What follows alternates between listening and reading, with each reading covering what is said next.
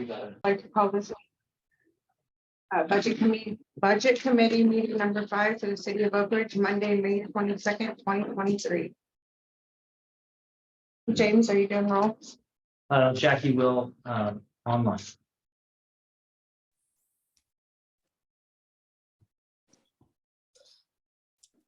Brenna Chrisman, Here. Counselor Kenyon, Here.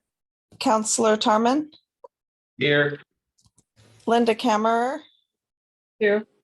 Linda Dunham, Here. Counselor Coker, Here. Counselor Hollett, Here. Lisa Samuelson, Here. Jan Christensen, Here. Counselor Hooker, Here. Mayor Cutchin, Here. Counselor Bjornson,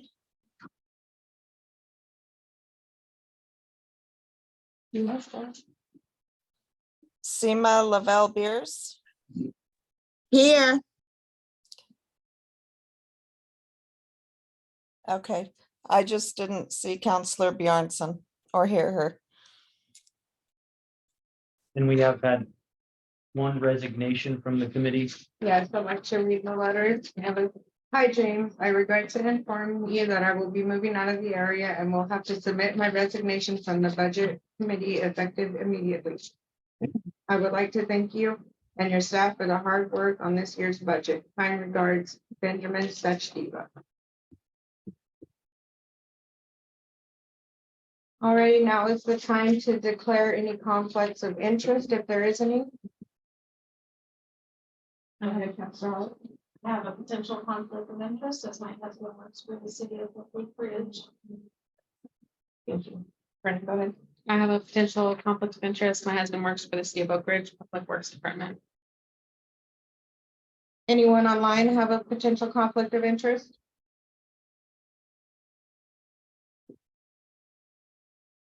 I might maybe note for the record that if Melissa Bronson does join us, she has declared that every meeting that she has potential conflict of interest with being a volunteer with the fire department. So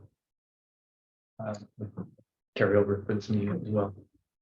Thank you, James. Okay, does anyone have any public comment that is on Zoom?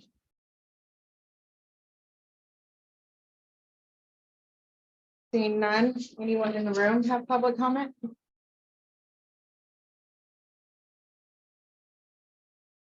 Alrighty, we have received a public comment from Jan Barclay. There is copies over. Are they on the table over there, James? Over there, if you'd like to grab a copy so you can read it. It is pretty long and has some very, very important information in it. And now I will open the floor for the continued discussion of the proposed FY 23-24 budget.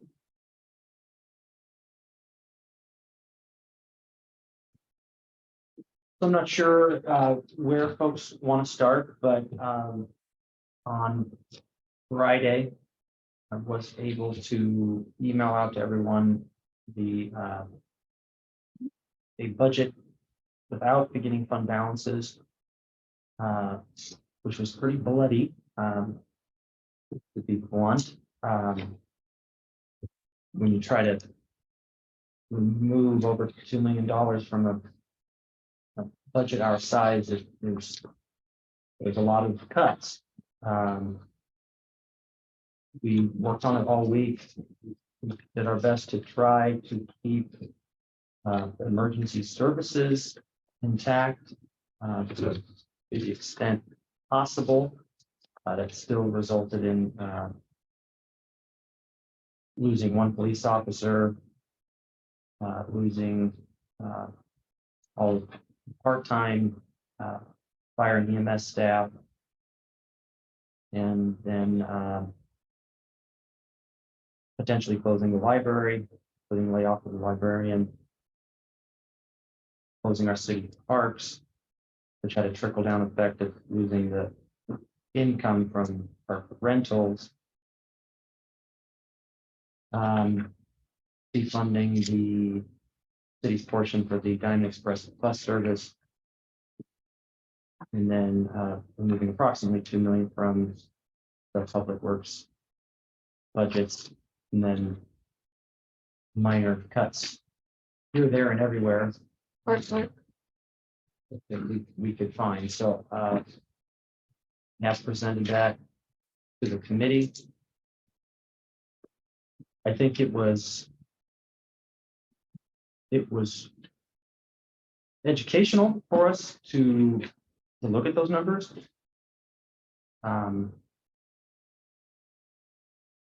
However, it's been this city's practice and most cities in Oregon to include the beginning fund balances, which for folks who aren't familiar with that term, it's basically the leftover money from the year before that hasn't been spent.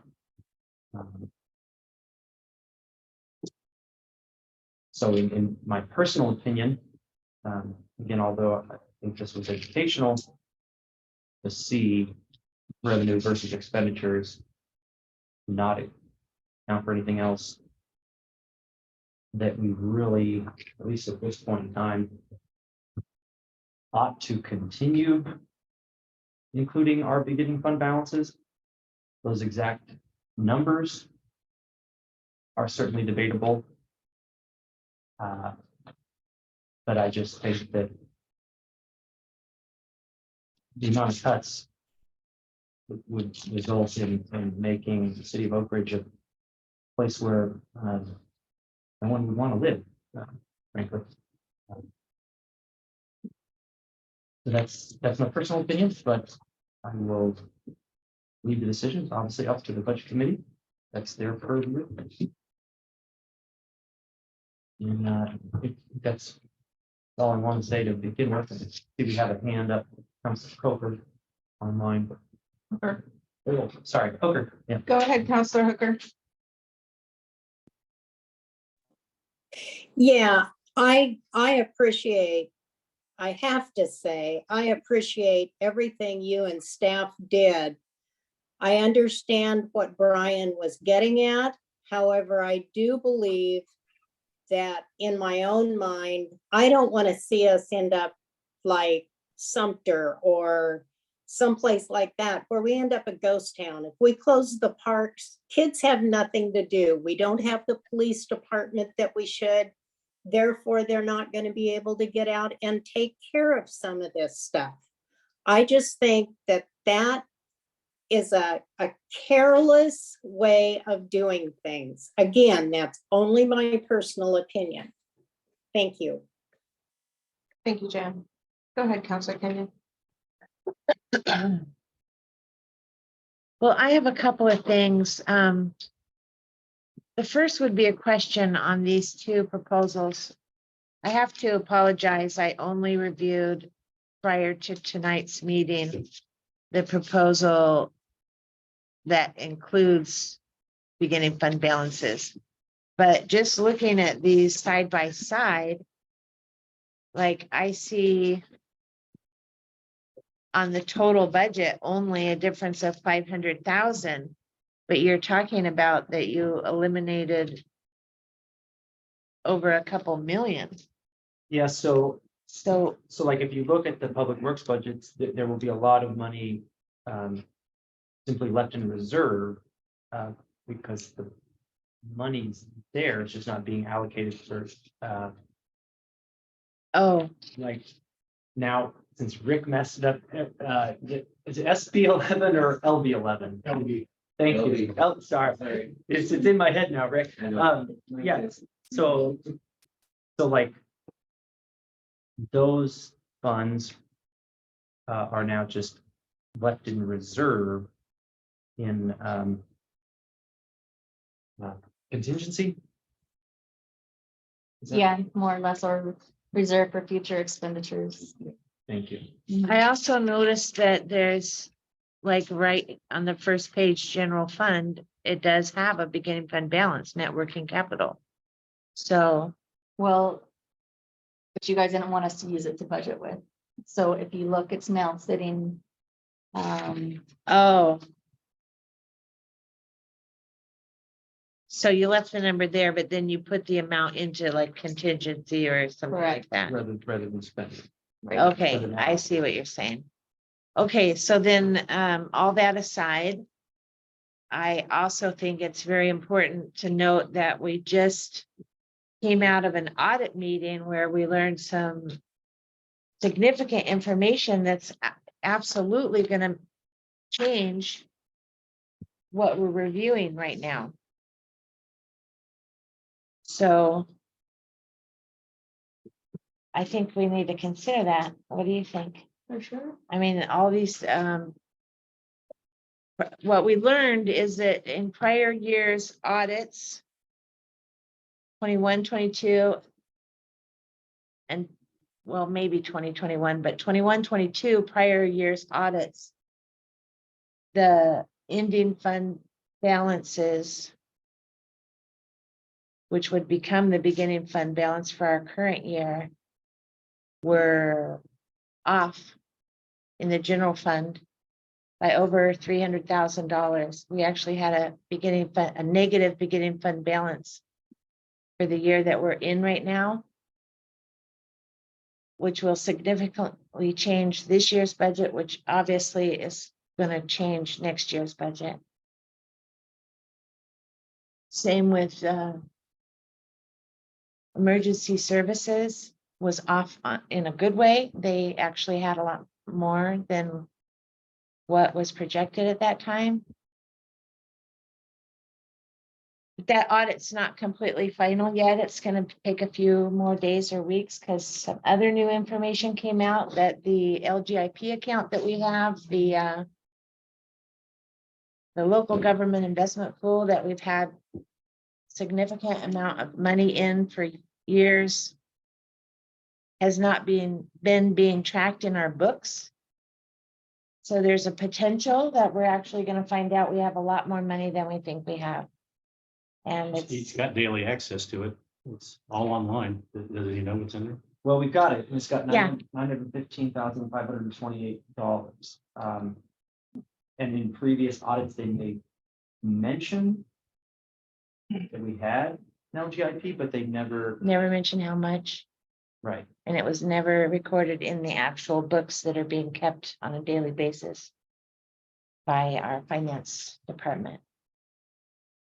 So I think that is going to need to be, Colleen's got a lot of work to do, where she's going to work directly with the auditors to get that all reconciled and get the books straight, which hopefully is going to be a really good thing. What do you think? I Yeah. think it's going to be, Yeah. Yeah. Yeah, because that 900,000 was in there before we moved. That's not including the WAC funds that have been put in separate, but that is potentially money that's not accounted for.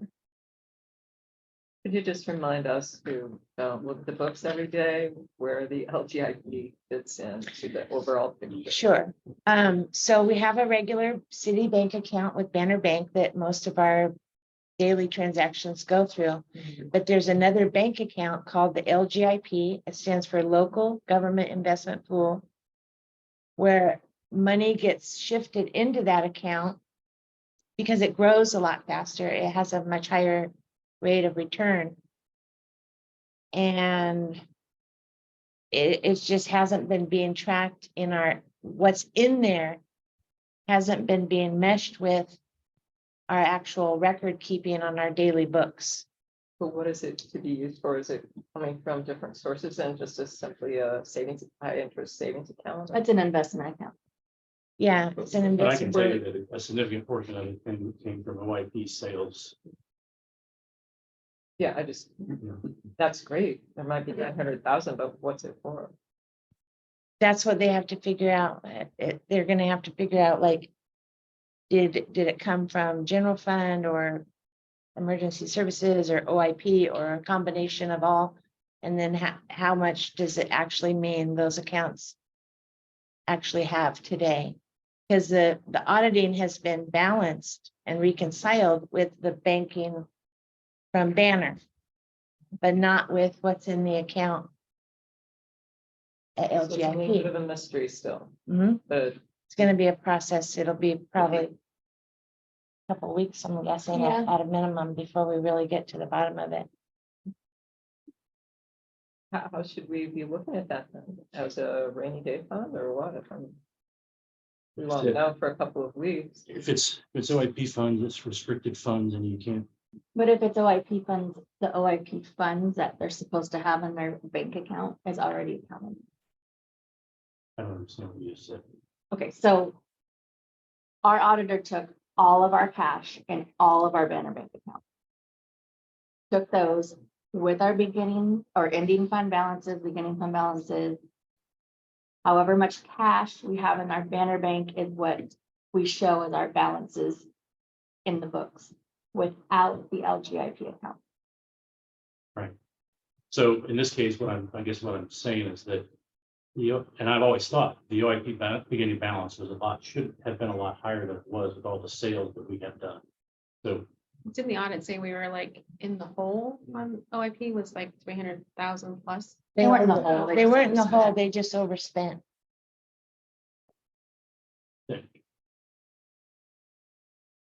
Okay, thank you. But it's still speculative at this point, so we can't get too excited. We need to find out. I'm not familiar with speculative being an accounting term. Yeah. Needs reconciled for. Yeah. There you go.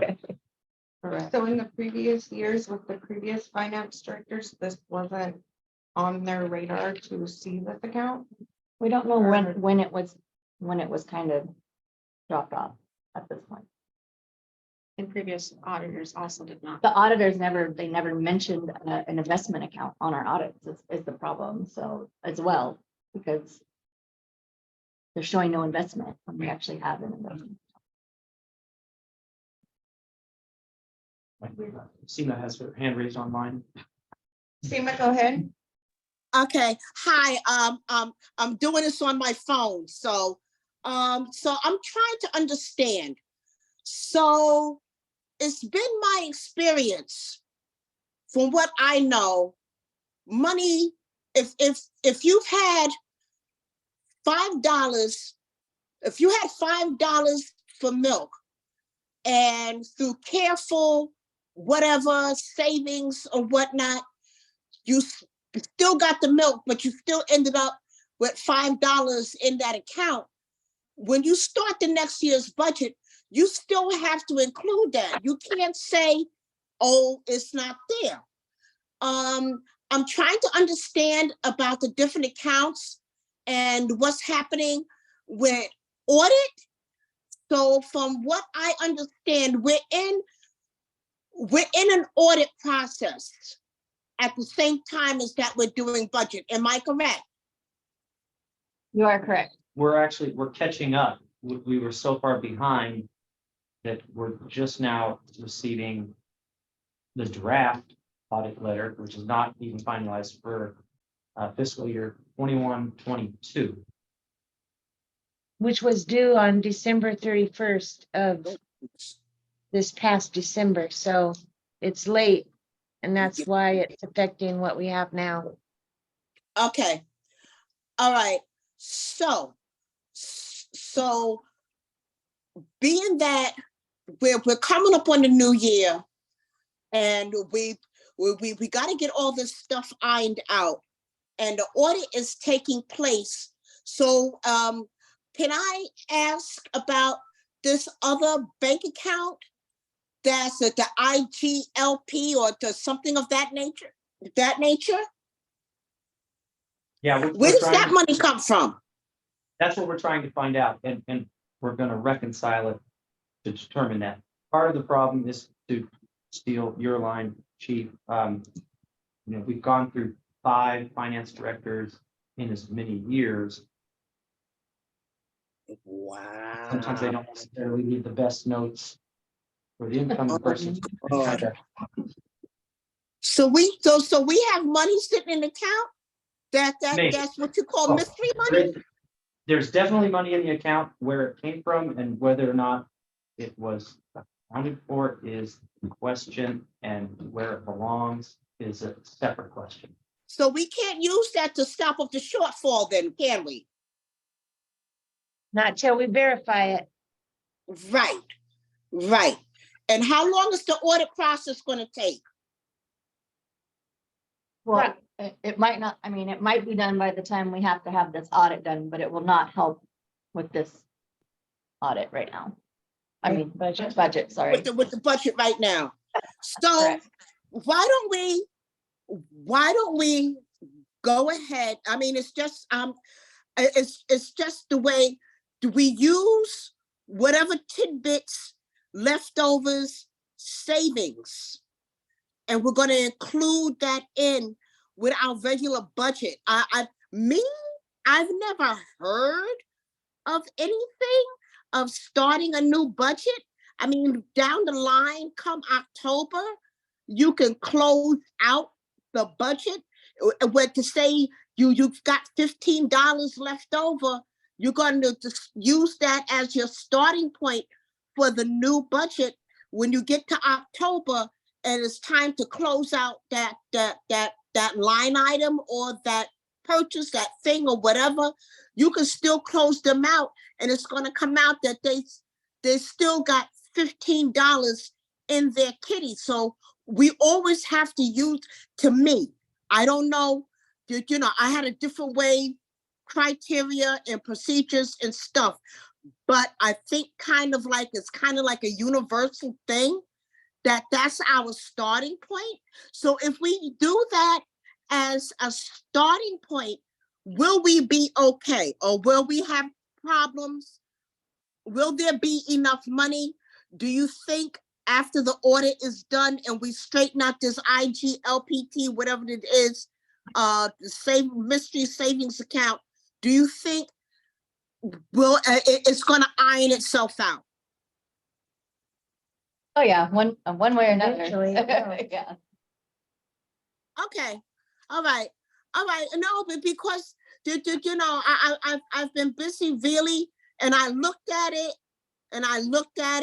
and really today was the first day I actually sat down and read it, and I said, no, that doesn't happen. So no, I'm still getting used to things, but I think we should go ahead and use whatever little tidbits, crumbs, $2.50 that we got. Let's go ahead and just start there and see what happens. And we get the audit, the audit thing done to find out where this mystery money, if the mystery money can be used and when nobody's going to get in trouble. Thank Does you, that- Seema. I'm sorry. Thank you. You're welcome. I hope I wasn't, what I did too much. No, you're fine. We appreciate Okay. you. Thank you. Thank you. I just trying, that's all. Dan Barclay, go ahead. Yeah, it's not part of the budget committee. That's public comment. Sorry, go ahead, Councilman. So the other part, aside from the LGIP, that I think is important for what we're working on right now is the difference in the general fund and the emergency services department needs to be changed in these beginning fund balances, right? We had two options we discussed with the auditors, either doing a supplemental budget right now to get the current budget that we're in adjusted, or just starting out the new year with the correct numbers that Colleen already knows are the right numbers. Pauline adjusted that on emergency services fund already. Okay, so I had to look at my beginning fund balance. So the 61,000, before we had talked about that, started that was in the beginning fund balance in the general fund. But it needed So, to be right. emergency. So if we do that and move it to emergency services, the beginning fund balance for the general fund will be $61,000 less. And it will be $61,000 more ending in this.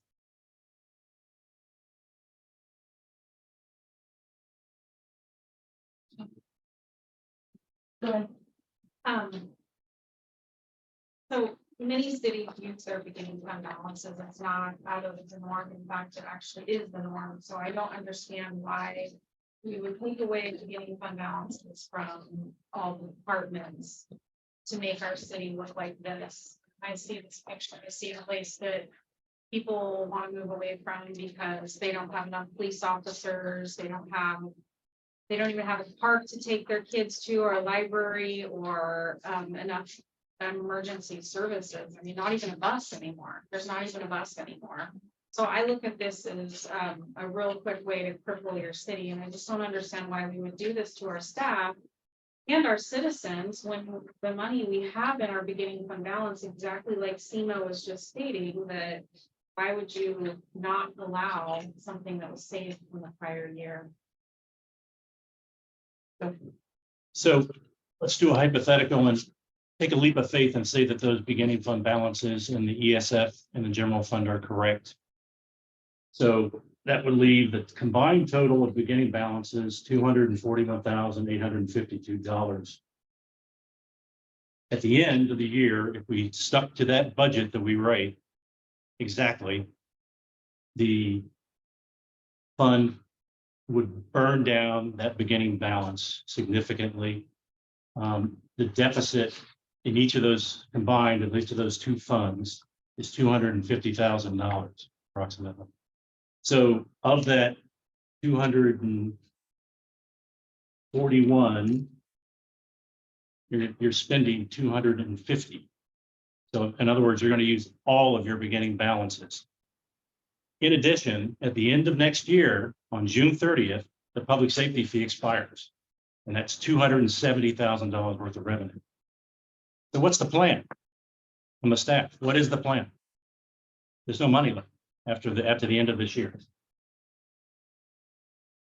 And your budget, and this is all based on your using beginning fund balances budget. And I look at it, and I know that the city's tried hard to be economical. But at the same time, over the past 14 months, we've added 2 FTE. We spent $600,000 in ARPA funds on projects, sort of haphazardly, not really an overarching plan on how we're going to do that. And I just don't see frugality being what we're doing here. And then the beginning fund balance budget that was presented to us this most recently, there were 0 reductions at all. It was the exact same budget. It wasn't any effort at all to save any kind of money. I get it. This one, the non-beginning fund balance is brutal and probably not acceptable. But to not even try to save any money at all, to me, is ludicrous. If you look at that negative cash flow, 0 beginning balances starting the year after next, how are you going to get from July 1st to November with the tax revenues having come in? To me, we got to do something. Maybe it's not the beginning fund balance budget, but it's got to be something. I agree, and I do have a list of ideas. Measures we're taking to increase our revenues. You mentioned some of them. The admin committee has already looked at increasing fees across the board. The budget for the WAC, as we discussed in the last meeting, I think can legitimately be paid for out of the 1.5 million from the state legislature because it's upkeep money for the remodeling project. The ARPA money that we've used for this building, putting in new LED lights, energy efficient windows, et cetera, that'll help a little bit. We are about to embark on a project where we're actually going to collect the business license fees from a lot of businesses in town that have not been paying them. We have 4 offers that have come in so far for surplus properties. And more properties are being looked at tomorrow. Obviously, the ones in the OIP have to stay in OIP, but there are some additional offers coming in. Also considering franchise fees. Finishing up the Cedar Creek Fire reimbursement request of FEMA to get some of that money back that we had to spend. SDCs, local hotel tax, short-term rentals tax, potentially raising the gas tax. Both police and fire can add additional training fees to the citations and ambulance transports. Increasing fire med subscriptions. The fire department can also participate in state conflagrations. And we'll start billing for responses outside of the district. For example, like if a semi truck is on fire on Highway 58.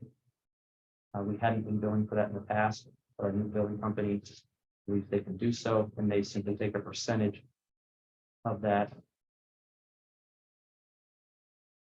And potentially billing for non-emergency services such as lift assist, other things we're looking into. And this is just kind of scratched out over the last couple of days on ideas to increase revenue. We also have an offer on the table, $432,000 from PowerPoint to potentially take over a radio tower in the OIP. That number will actually be increased because we found out we have more leases on that. But I still need to find out if that money has to stay in the OIP or if that can go to general fund. So just some ideas, just spitballing some ideas and something we've talked about at staff meetings and always open for doing more ideas too. So Councilor Cagle, go ahead. One thing I would throw out there that I think that we could consider is reducing our expenses in the municipal court. Maybe cutting it back instead of 2 days a month, reducing it to one at a minimum because of the loss. If everybody read the report that Dan sent out, and it's what I've been mentioning for a few weeks now, that I've been looking at that.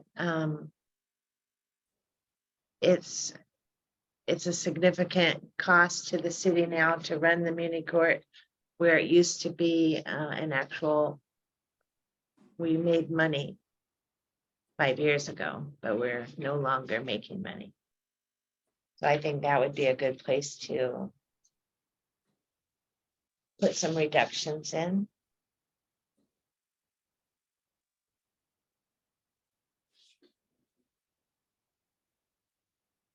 Is that it though? Yeah, I'm done. Thank you. Seema, go ahead. You're I'm muted. sorry, I hit the wrong thing and I'm trying to take my hand down. Like I said, I'm doing this on my phone and things are not behaving. I don't have a question. I'm listening. I don't have a Okay. question. I just can't get rid of it. I got it for you, Seema. Okay, thank you. Councilor Hooker, go ahead. Yeah, along the same lines that Don was talking about on the municipal court. I'm not sure how, I'm not familiar with that type of thing. I'm not sure if there's any way that, because I know it might strictly be up to the judge what he charges a person. But I do know that $25 a month to a lot of people here might be expensive. But I also know that when you charge $25 a month on, for instance, one that I know of that's at least $6,000, that's just, we're not getting anything. And in my opinion, harsh as it may be, it doesn't teach people anything. They continue to do what they're doing. And if there's any way that we could maybe encourage the judge to put a little bit of, as we've all heard the phrase, teeth into something, we really need to do something like that. I mean, the report that Chief gave at the meeting, or that Michael, sent out, gosh, 200 and some $1,000 in fines and stuff. That's a lot of money. And if we're getting $25 on it, or a citation, is lowered every time from 200 to 50, we're losing. And we're just going further and further in the hole. It's just something to think about. Thank you, Jen. Counselor Charlie, did you have a question? No. Oh, okay, I thought I seen you raise your hand. I have a comment.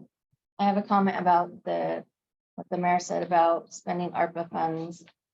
However, he said it, not just spending them and not having anything to show for it, but I fully disagree. I know that coming in, using this accounting system that is absolutely horrid to even use, work with, it does weird things. We've never updated it because we've never had the funds to.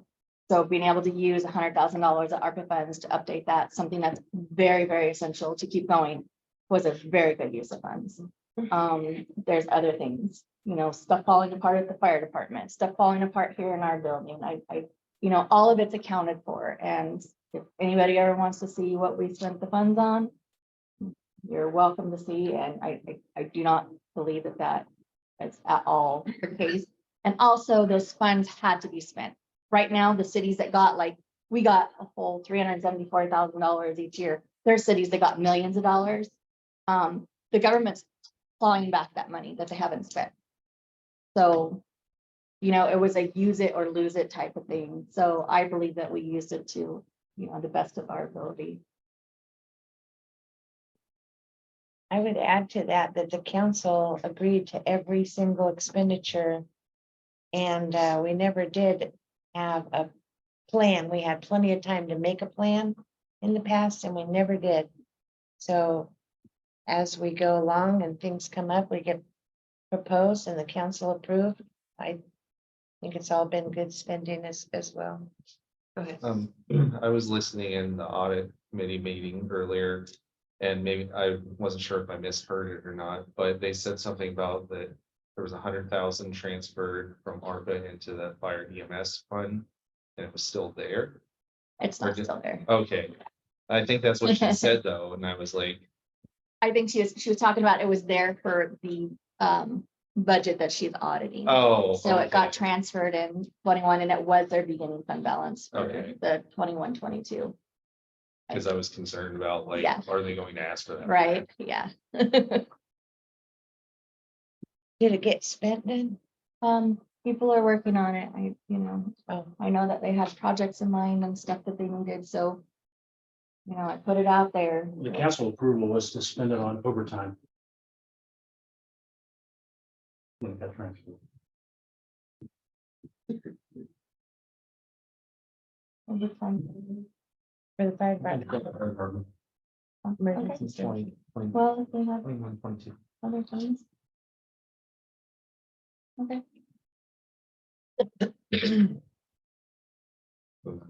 It still be there? Okay, I guess that's the question. Well, not No, I mean, technically, they're both right. Yeah. 'Cause what the mayor is talking about is the 100,000 got approved by the council for the fire department, 100,000 got approved for public works for I&I. That did not get spent in the fiscal year it was approved. Oh. Neither amount did. Okay, So it's kind of both are right. Seema, go ahead. So can I ask, how much does Oakridge get from the state? In taxes or shared Yeah, revenue? our cut for the state. What do we get? Well, it depends on what you're asking about. There's The shared what- revenue. Generally, each city, I don't care what state you're in, each city, according to the population and a few other factors, they get a portion of state funds. Right, and that's listed in the budget, in the general revenue section. It's called Okay. shared I revenue. can't look at it. I have no computer, so I can't look at it right now. So can you tell me that number? $87,000. $47,000. That's all? We don't get a lot of money. I mean, I'm not trying to, I'm trying to understand why we're getting such a small amount. I know it probably has to do with our population, with the revenue, but the thing of it, what I was always taught is that any state or federal funding, you use it all. You use it all until you're crying. Because that money has to be claimed back to the state. So they're gonna see and say, oh, goodness, look at Oak Ridge. They don't have enough money. Let's give them another $50,000 because they really need it. You can't really save that money, or you have to use it for the purpose that it's intended to, but we got to use it. So what I'm trying to understand is that, A, how come we're getting such a small amount?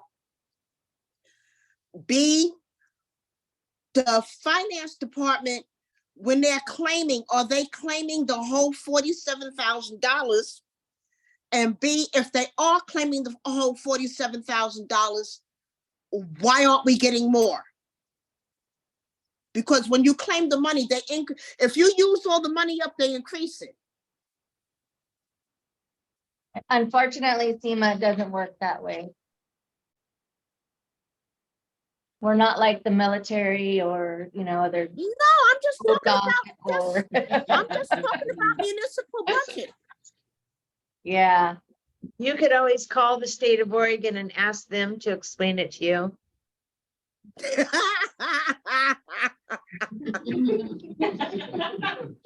So no, but like I said, maybe it's because it could be the difference, like I said, in population, but around this time of year, even though it's most places, they spend at this time of year, they spend like crazy because they want to get as close to zero as possible. So when they claim to the state, they can say, look, I spent all my money. I'm broke.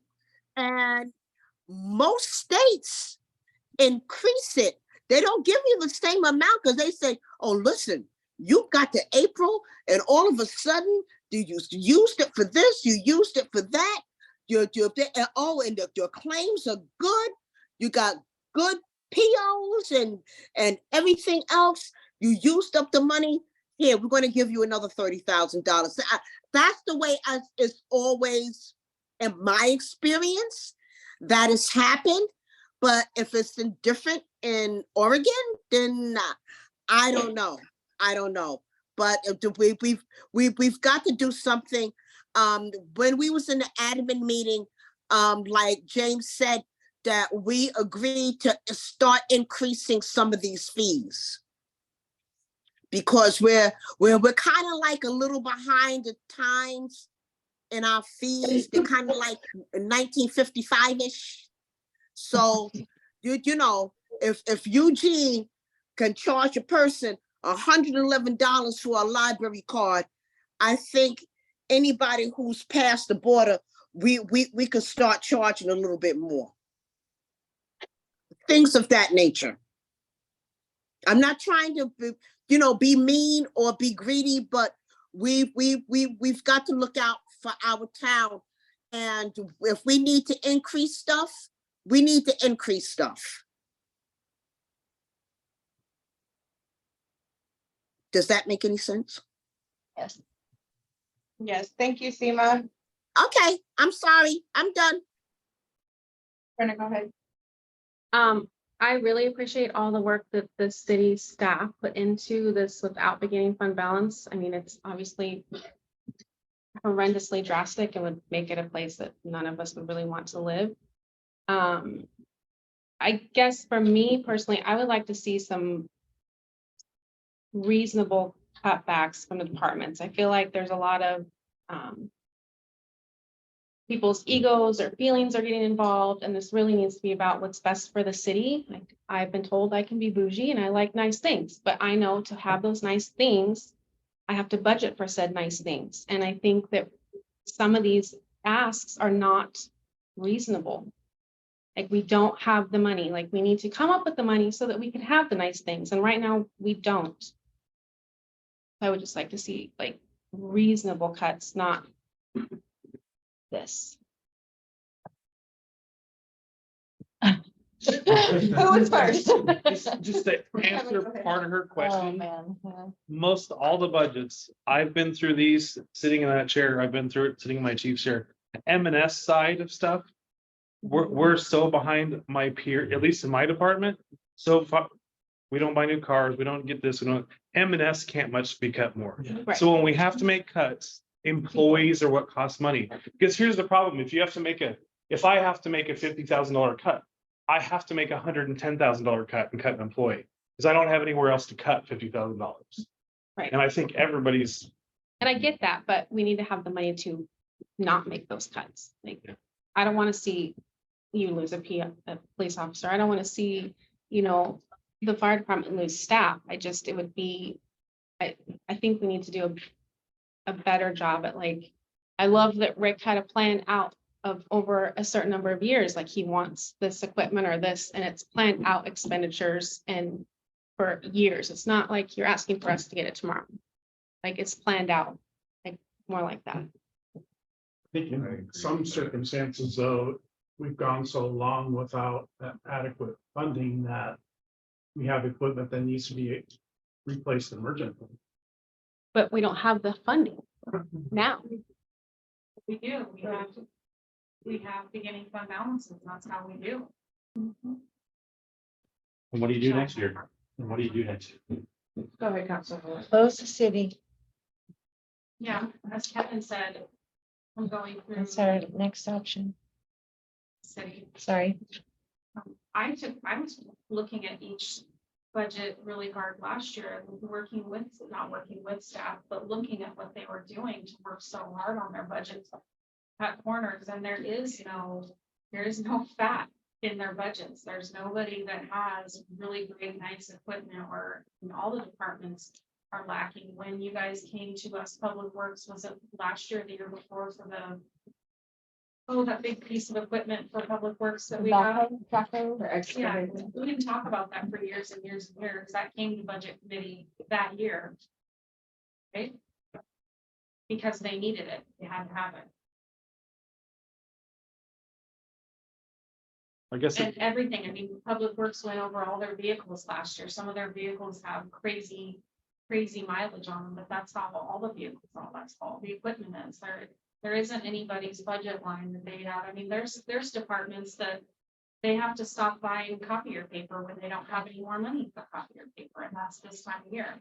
That's how it is in the city.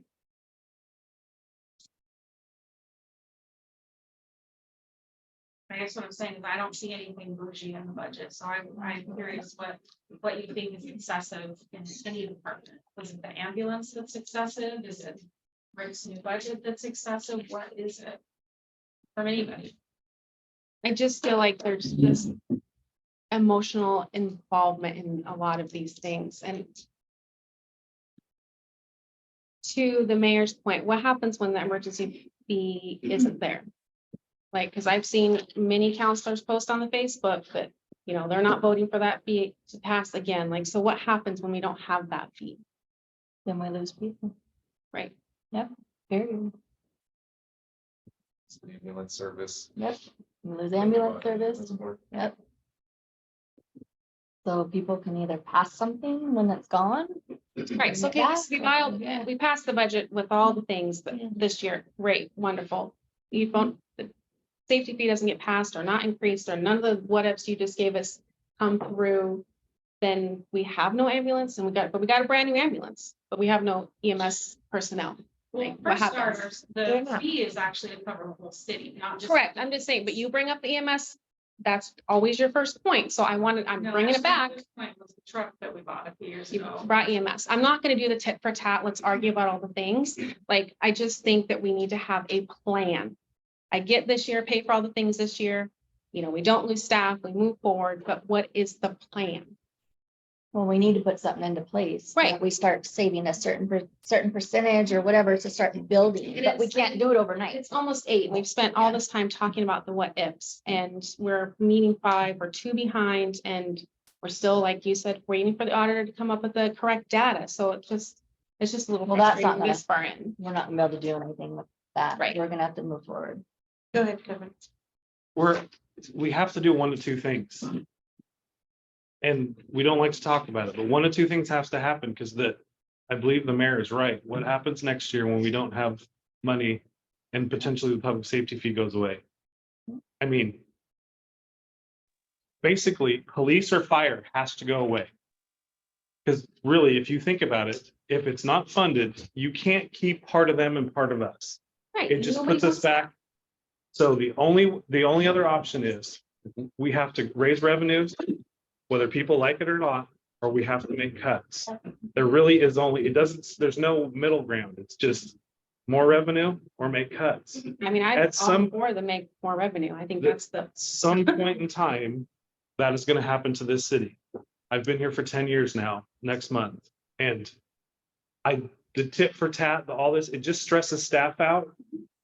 At some point in time, we have to say, the public safety fee has to be $50 a month to pay for public safety, or we have to cut public safety. and I think I mean, it that's just, super reasonable. or we have to bring up revenues some other way. There's a lot of lists. There's a lot of stuff that other cities do that we aren't doing that's on that list. I don't they think get- there's anything on his list that wasn't an unreasonable ask Yeah. of the citizens. And a lot of those taxes or fees on that list, we don't do in most every other city in Lane County does. So that's just. Citizens are going to be upset no matter what we do. Our transient citizens that travel through here for recreation. It just, I don't know another way to say it is, there's only one of two ways, being a staff member, and this is the budget season. Everyone hates the budget season. It doesn't matter if it's line people that have no involvement because of Facebook and because of they see their bosses stressed out and their peers stressed out. Is at some point in time we have to get past the budget season should not be so stressful every year. And the only way I see it is more revenue or cuts, but there does have to be a plan. Go ahead, Counselor Kenny.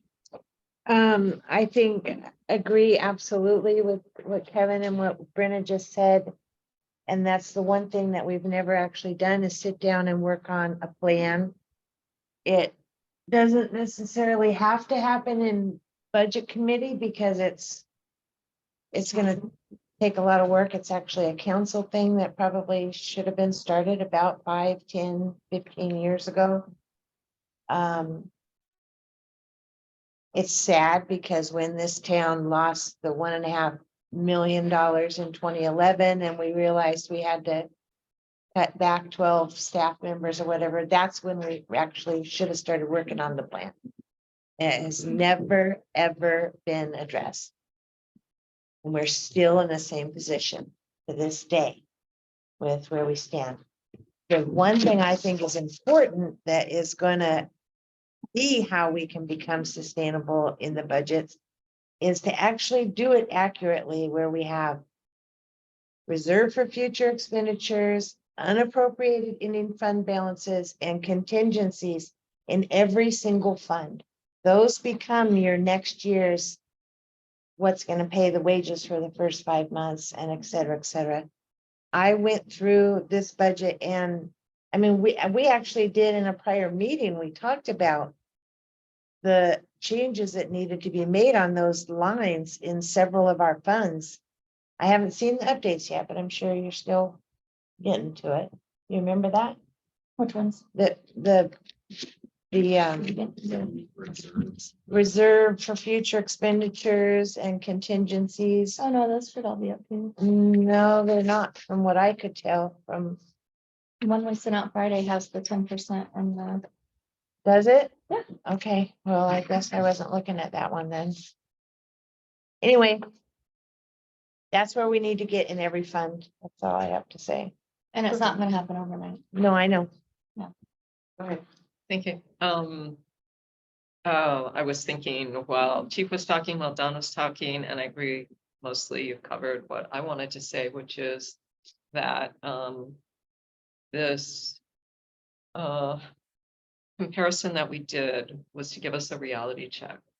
And then what happens, what I've observed is when the public safety fee was brought forward, citizens were against it. I think the council was back and forth, supporting it, not supporting it. It was very difficult to choose a number. And so while that helps with revenue, we better start working on it right now and educating our public to say, like you did, you're paying $50 or you're not having any police, or you're not having fire and rescue. You're just not going to have it. And so I think a lot of us are saying the same thing in different ways. And I do appreciate everything the staff did and the department heads to put things together. But I think it's time to start making some changes, as Brenna said too. We can hope that some property sells or something, and that can be put into the appropriate places. I don't know where it's going to go, where it's needed. But I think we've found our answers with which funds are solvent and which are not.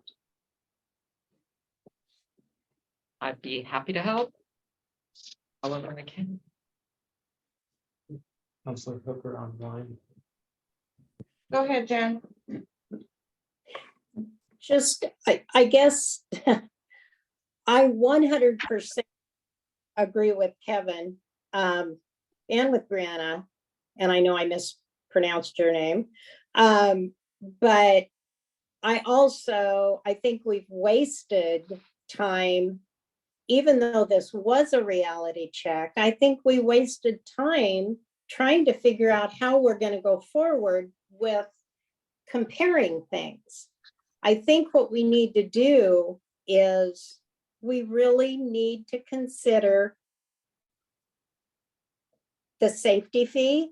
I hate that word, but we need to, part of the reason that was so unwelcome in the community is because we didn't actually talk to the citizens and let them know, because even right now, a lot of our citizens will say, well, I pay $22 a month. I expect a police officer to come. If that is to give me an extra police officer, then why am I not getting one? So I think our job as the budget committee is to come up with a plan, come up with a budget, and then we need to go out and express to the people what we did this for and why we're doing it, that it's for the betterment of the community. And I know we're all contentious through all of this stuff, and I agree with Kevin. I'd just as soon not be here, but it's too frustrating. So I think we need to just get down to business and go from now and get a plan like Dawn said. We haven't done that. You know, we've always talked about it. We just haven't done it. So much for my opinion. Sorry about that, guys. Thanks. Thank you, Jen.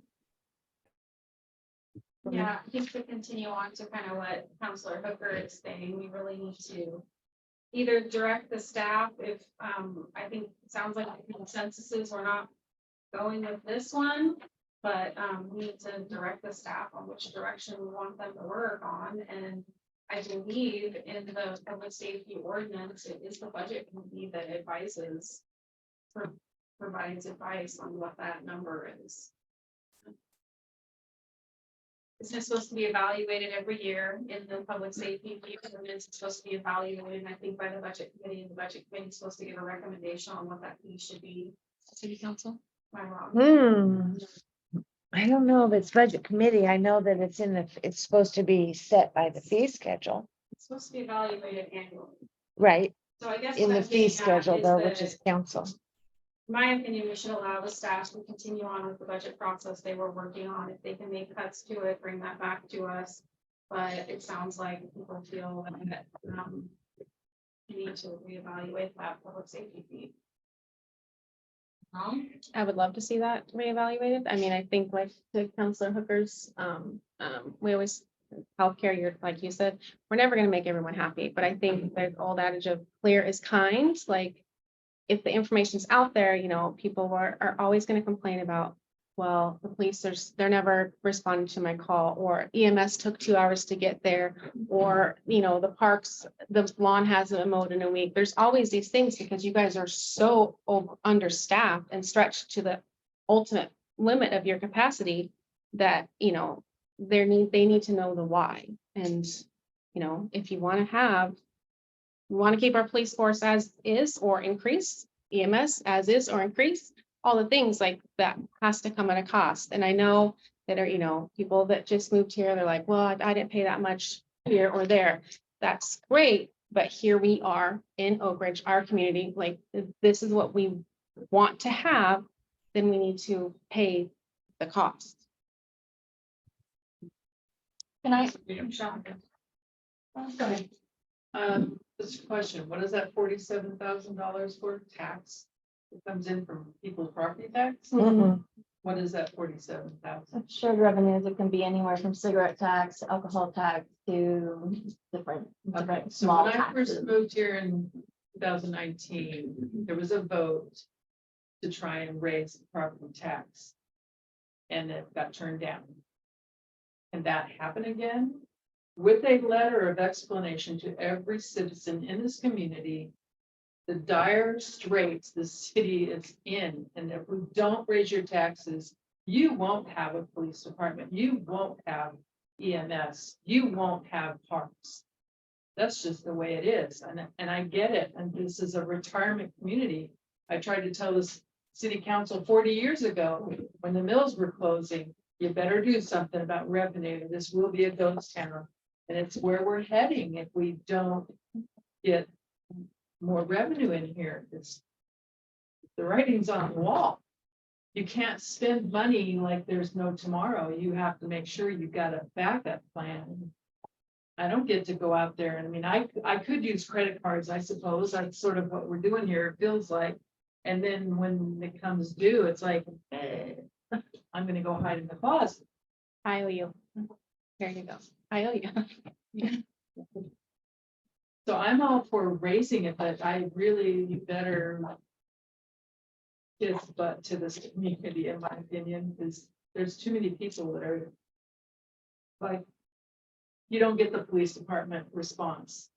When the neighbor said that the tree caught on fire on the hill where they're doing whatever they're doing, and she couldn't get through the police department or to anybody, like, hey, is that supposed to be happening? You know, and she was freaking out about it. And people have a bad attitude.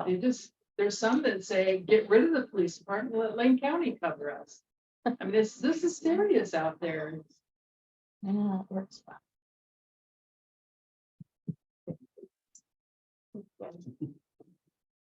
Okay, so I have some numbers on the public safety fee. I didn't have time to send this out because that's literally crunching this in between our audit meeting and this meeting because I wanted to bring that to the table. I have numbers from July through April of what we have received from the public safety fee. Currently, we have received $223,728. I forgot to make it check. Of that, let's see, hang on, I'm sorry. That's what we've received. We have billed out $289,623.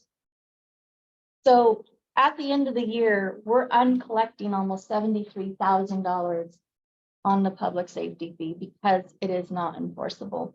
Every month we lose between 20 and 28% of that, with people just choosing not to pay That was a it. city council decision not to make it enforceable. So it is where it is. Right, I and thought that's it a was problem. made that if they did, because I accidentally didn't pay enough one month. I was late or whatever.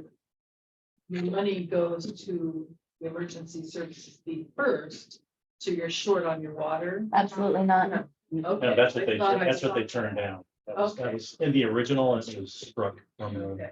when it got Because passed. I know people that don't pay it because A lot of of people the don't. lousy police service and et cetera. And they make jokes like, well, I'm $400 behind. I've never paid it. Yeah, What are you guys gonna do? So. Does that include waivers? This is besides the fee waivers. The fee waivers, really, there are not that many. I know people think there's not, I didn't get a number from Leah, but it's very small. 40.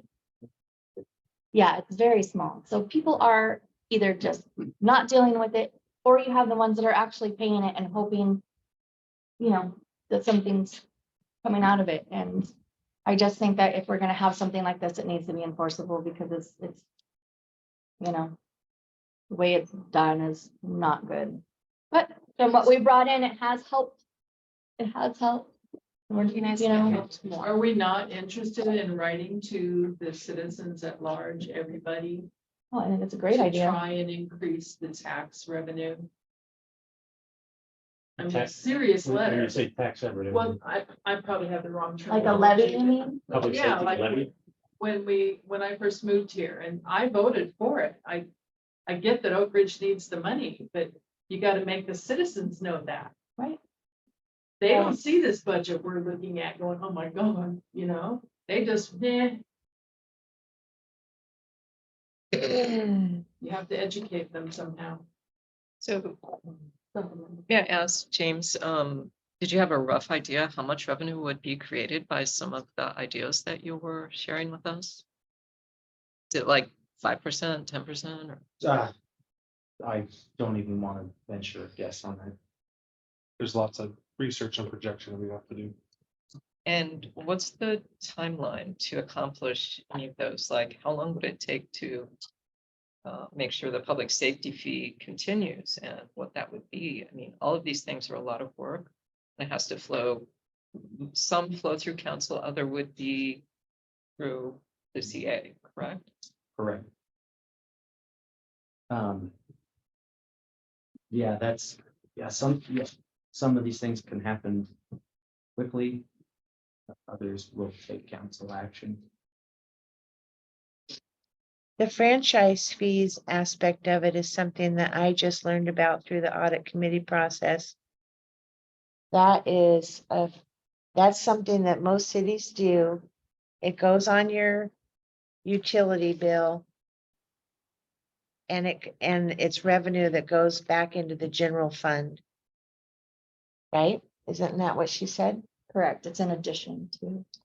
what they're- So,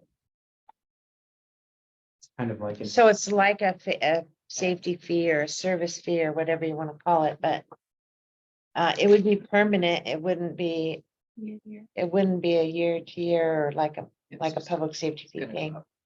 And it would continually go up with the cost of living. So then the other question, perhaps if I still have the floor, is, Don, what you were saying about the need for a long-term plan, you know, and Mayor Cutchin had also said, you know, what about next year?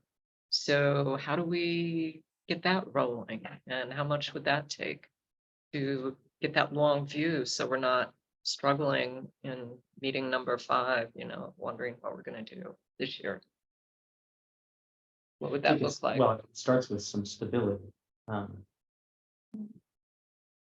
You know, I can only speak for myself, but I have a long-term vision to stay here. Put anybody else on the spot, but I already threatened your husband. I said I was gonna kill him. I'm here for at least 11 more years. Okay, good. I'm glad you did. Oh, he's in the room. Sorry. But so far, he's the only one I've threatened. So, but, yeah, so that's helpful, and I think we have a team that is committed. But then, yeah, we need to act. And there's gonna be pushback on everything, you know, if we do a franchise fee. The fancy way of saying we're gonna increase utility bills. You mean my utility bill? Yeah, Halifax. I'll go solar, Ooh, maybe wind. I don't know. potential utility bills. But I mean, we are trying. I mean, people make fun of me because I tell my department heads when they want to buy something, well, how much is it on eBay? And I get pushback from that, but you know, every little bit does help, and That's why you got that speaker with the eBay. that's exactly I know right. you told us. Or a third of the price online, but and we're gonna get better. I mean, you know, I'm new. I'm just coming up on a year. I'm getting better, making connections. We're learning from other people, you know, meeting with 2 other CAs 2 different times in the next week. And that's where it starts, but you're right.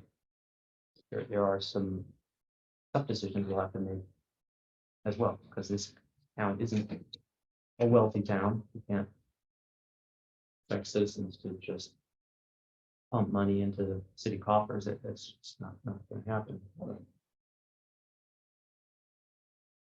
I think this has definitely been you know, staff was upset. I was upset, you know, when we had to come up with this budget, but one good thing that came out of it is it really kind of bonded us a little bit. You know, going through the pain of looking at what we actually have in revenues and expenditures. So let me make a suggestion. Instead of starting with the beginning fund balance budget and sort of trying to reduce it, wouldn't it be simpler to start with the no beginning fund balance and see what you really want to buy back? In that order, with what you're going to spend if you are going to spend beginning fund balances. Still, you know, like I said, if I think most people consider the austere budget untenable, but so if that's the case, then we need to figure out how much you have to add back to make it tenable. And better start from a zero-based budget than one that's fat, and you need to figure out ways to slash it, but at least for this year. Well, I'd like to propose that we would start by reducing our municipal court budget by half. I think that's attainable. And how do we do that though? We reduce the budget and then therefore we have to. No, I reduce know, but those. what do you suggest half of their budget come from? Well, technically speaking, We don't, we in the cut one it. budget, we did that. What's that? And It's this, cut completely. it's cut, it's more Well, than we half. took, It's we about took away three-quarters. we took away the Yeah. staff. The employee. We took away the clerk and, but the problem is the clerk job doesn't go away. So then that job is now dispersed through already very overwhelmed staff. It's like, What I mean is reduce the contract for the judge and the staff, or reduce the amount of time that they're spending in court. They can't really do that though, Yeah. because you have a work product. yeah. Citations aren't going to Yeah, slow down. Yeah. you have a work product. They can't only get to so many cases. Well, then somehow they have to collect on those cases because they are not making money, they're losing money. I have. You can't talk about public, those type of things as revenue though, because they're not revenue. It's unethical to talk about it as Yeah. revenue. It's not revenue. For safety. Yeah. Well, but I think it needs to be mentioned that part of the reason we're not collecting as much is because by law we can't. You know, these people have to be people of low income have to be assessed a fine that they can reasonably afford. That's why you have some people that have been fined $5,000 and they're paying it off at $25 a year. Because the court has said it has to be reasonable. I mean, there was a time where all states were running basically debtors prisons. It's just they go to jail because they hadn't paid their fines. And that just went over and over, and you can't get a job if you're in jail all the time, pay the fine, so it was. So I understand what the courts were saying when they made that base law. But I think we do need the muni courts, because if part of our ways to increase revenue include collecting more fees, which if they are not, for instance, the business licenses, if people don't pay their business license, well, then they would be written a ticket from the muni court and have to be heard. So we need a muni court to be able to hear that. Technically speaking, even if you did not have a police department, you still would need a muni court, or else you can't enforce your ordinances. Which is what I asked Chief, because I actually brought that up to him and I said, well, what about muni court? And he said, without muni court, there's no police department. Yeah, we had the city attorney look into that last budget year.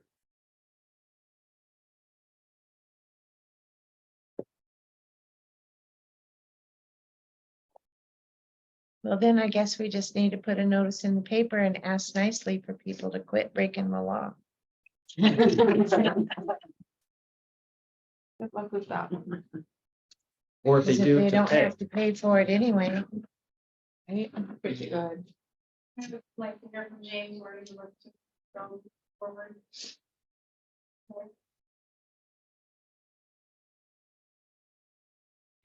In my opinion, because we've right now scheduled, we have one more budget committee meeting on Wednesday.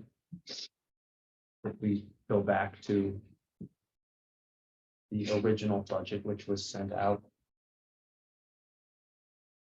and work from there. I would like to add that there's still parts of that budget we haven't even covered yet. Yeah, I think you're right.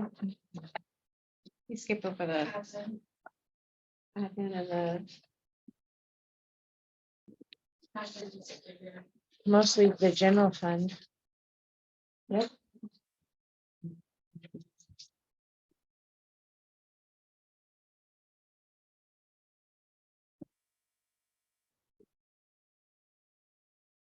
Yes, remind me, when is the public safety fee expire? 2024. 30th of next year. It was a 3-year fee to negotiate a solution for the negative cash flow in the ambulance service. So And- it's made finite. Counselor Hollett, can you confirm for us, like, find out if in fact the budget committee can make recommendations to council on that? I looked at the ordinance. All it says is city council City council, okay. is the one that decides what the city public safety fee is, but I see no reason why a budget committee couldn't make a recommendation. I just assume the budget committee, because the budget committee is the body that recommends the budget.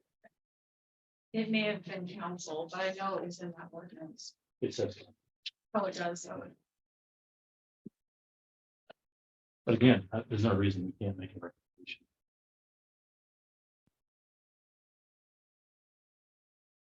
I would Well, just I- love to see a plan, like you said, there, like, I get finishing this year, but I'd like to see a plan so that. Me personally, I'd like to see a plan moving forward, so I, in good conscience, could approve what we have now. Does Oregon do like sales tax?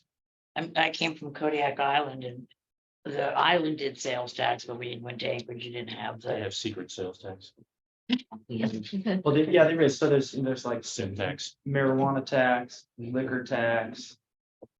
Yeah, cigarette tax, heavy equipment tax, telecommunications license. fee. Yep. Well, then I know we did 6% on the dollar or something like that that went in. Is that the We same? don't, we don't have that here. That's illegal in Oregon. It is? Sales taxes. But you can add on, the city can add on to its gasoline tax. Okay. And a marijuana tax, I think. Did we advocate why we would try to have a vote in November election to increase the property tax? I think November's way too short. We need a lot of campaign time to make something like that happen. We all know we already did that from this time frame. I think you would rather better. Administratively, it's very difficult because everything's due in June, I think, to make it on the ballot. And not just that, from prior experience with the school spent 2 years selling the bond before it And went. if you look at what The sheriff department, Sheriff did for the levy for the jails, and that thing went on forever. they had like 7 staff people or maybe even more, I'm not sure. But working on that for a whole year, pretty much every week. I think they had 68 meetings. So I mean, it's, I do agree, though, that I agree with your idea, and I think that we should be considering that as part of our plan for next year, because that's when the public safety is gonna run out. And it should be not a levy, it should be an increase in the actual tax. But then but then it runs out in June, but that doesn't help us, right? No, you know, part of the levy. No, we haven't. The property tax, but the only problem with that is that you get compressed pretty quickly. The calculation we had last time, I think the maximum amount of revenue you get from a levy was around $270,000, because that's all that's left, because we're already, I think our value, our rate is 271. So it's over $2.71 per $1,000 assessed value. so just. Yeah, but why not just increase the tax instead of doing a levy for them? Build more houses. You can't increase, you just can't arbitrarily increase taxes. You have a ceiling. You have to have a levy, and there's a ceiling by title, by measure 50 and measure 5, where you can't tax more than $10 for every $1,000 assessed value on a home. Right. So we're already at $7 here. And the limit's 10 basically is what he's saying. Yeah, It's a very small window. That's what we went for last time. So for instance, the city of Lowell is talking about doing a levy and a public safety fee to start either contract with us for more people or to contract with the sheriff department, or I have also presented them starting their own. So they have 3 choices of what they're thinking about doing, but they want more law enforcement than they get because we're down there 40 hours a month. The sheriff department only responds to emergency calls and violence in progress emergency calls type calls. So that's, they want a patrol officer or 2 is what they want. So their plan is to, I mean, they're still in planning phase, but they would like to do the combo of the 2. Should we just try to get through the general fund, remaining funds, so we can say that we reviewed them all? And I then- think that's. How long is that gonna take? It's already. Well, Let's depends do on how it. many people do. Yeah.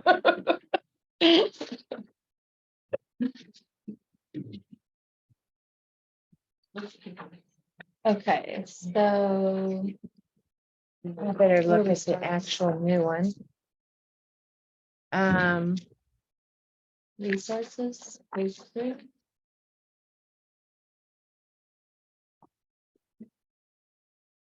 So the net working capital, that's gonna go down by 61,000. Correct.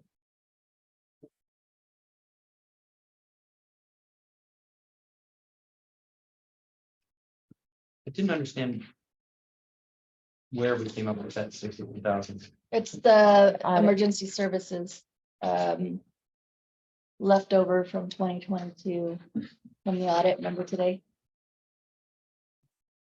Because we didn't take it back. We bought that.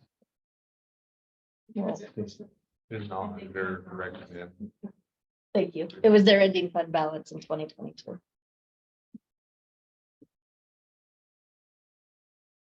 So the 639 will go down by 60 some odd thousand. Well, it's actually It's 453. 453. Oh, I'm sorry, Yes, go down. I thought I heard. Yep, not under 61,000. recommend Back to the general fund. That's just a recommendation. Okay, I was listening. today. that's what I had done to begin with, and then with this one, we're proposing to put it back into this. Okay. interest revenues. I bumped that up quite a bit because, actually, it's probably gonna be more than that, but depending on how much we leave in the LGIP account. This year, after I looked at the statement, it was more like 14,000 that we made. So, Because it is making 3.75%. yes, it is. Thank you, inflation. Something. Yeah.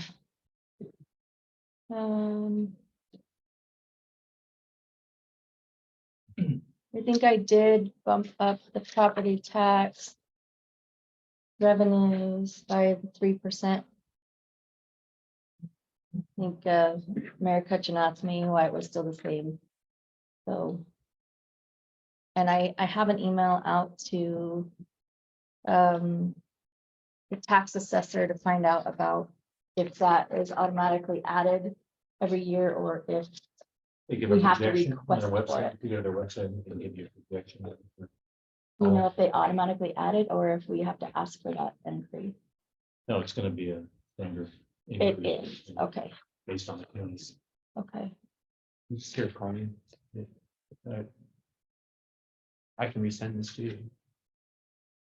League of Oregon Cities. Is that the local, the property taxes?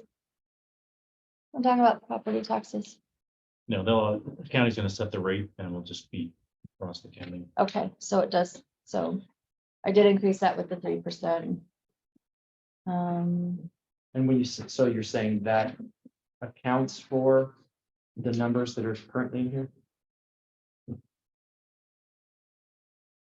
Yeah, she has programmed increases in her notes down below. That you probably can't see unless you're in the Excel version, but yeah. Sorry. So what are you saying interest revenues should be? No, she was talking about property tax. I'm talking about property tax. Well, right, but I was going back to that first. Oh, you said well, I something. just pulled the LGIP thing today and I think we were at 13,000 already. And I think that was as of like February. So it What could she's go up a saying- few You're thousand. saying it should be 14 then. I She's think it just can go saying up. that we will likely get more than what it says, Okay, Right, well, that's, I'm. but that we're gonna leave it right where it is. right, yeah, I'm just, everything, the planning fees. Fines and forfeitures gone down a little bit.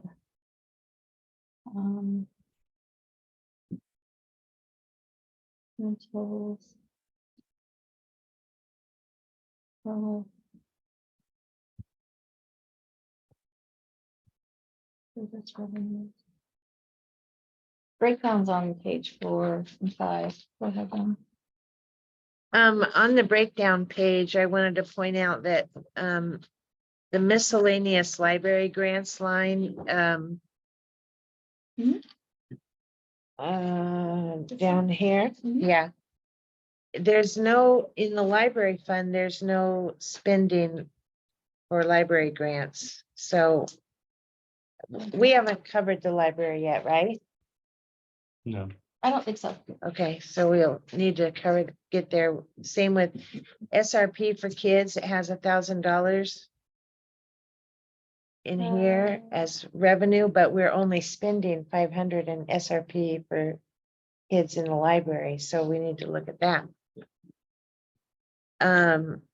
Also in here in the general fund revenue is TRT, RTMP transfers for park fee waivers, which is a line that we've never had before. Mhm. And it's not budgeted in the TRT or RTMP funds to come from there to here. So it needs to balance, Well, they're their own, oh, right. So they're their own funds that wouldn't affect it. Okay, right? So when we get to those, we need to account for that. got it.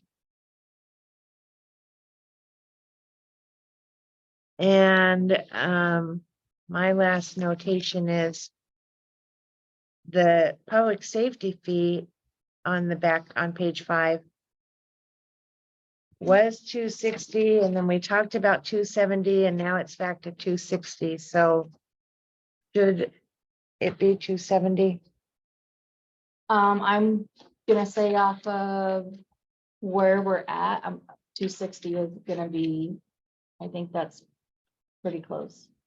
Okay, Back to parks revenues and then the transfer from TRT and RTMP, are we looking at maybe 50-50 here? You waive about half of them at council? Is that what that says? I would say so. And do we know what the potential income is? Looking for revenue here. Well, if Well, we if you didn't waive have- the fees, they would have to pay for them. Well, but some of those groups wouldn't have their events. Also. I think So some it's of the really big hard. ones would, Yeah, the profit ones, I Yeah. agree, likely would. yeah.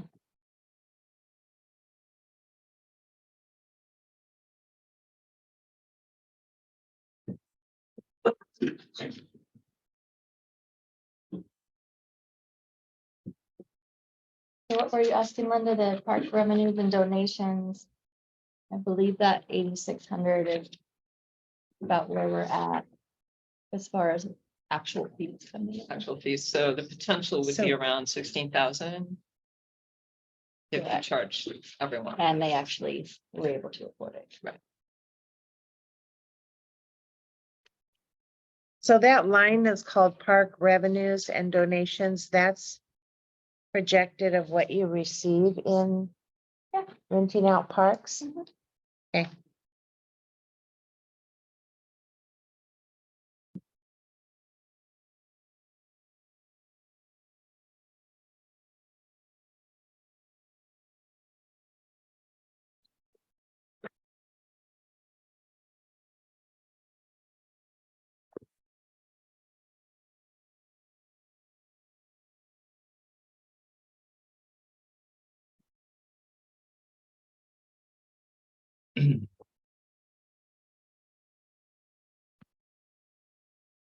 Admin?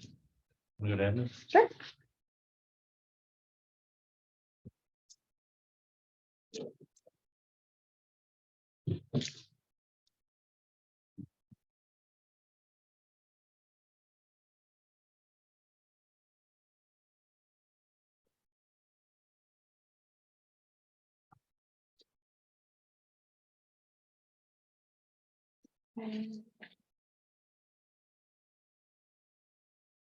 Oh, So, go ahead.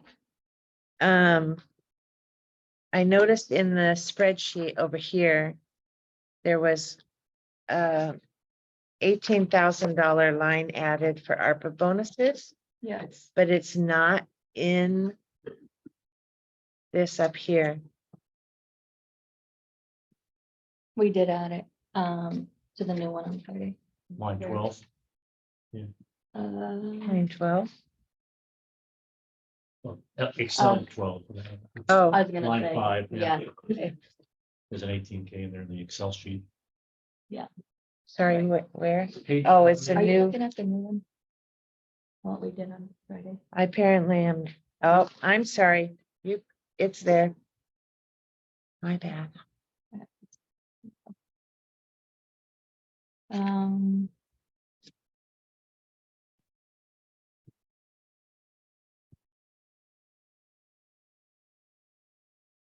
Utilities and lights, savings and utilities. So the breakdown is on page 10.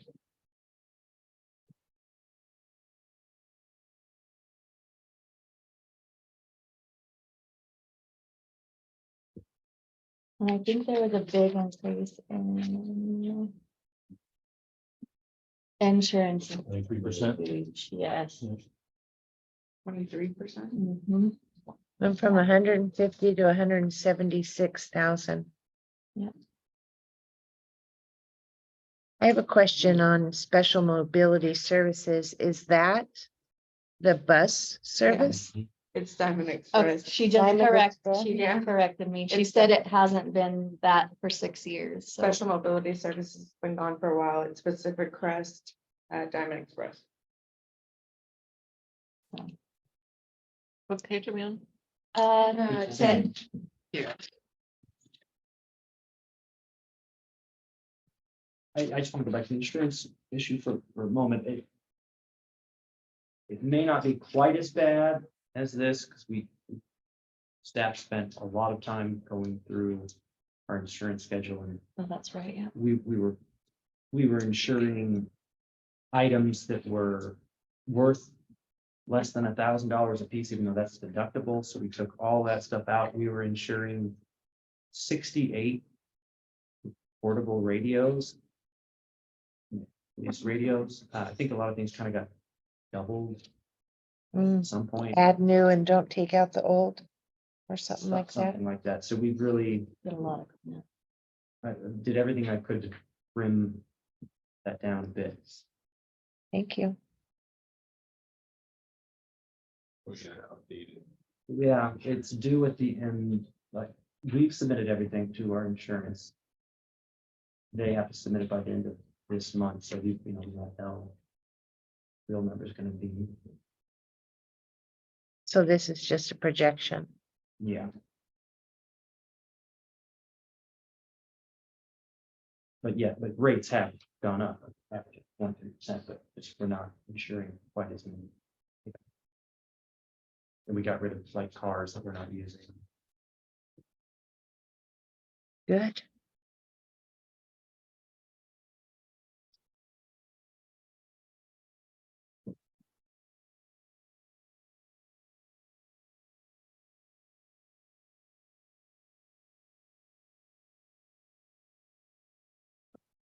Does anyone else have any questions in admin? Oh,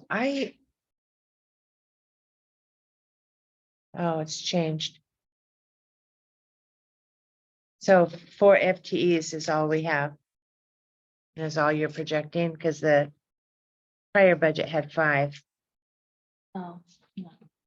I think James sent me that today. to fix. Yeah, that isn't. That was an error. Okay, Yes, good. So we weren't right. planning on adding any. No.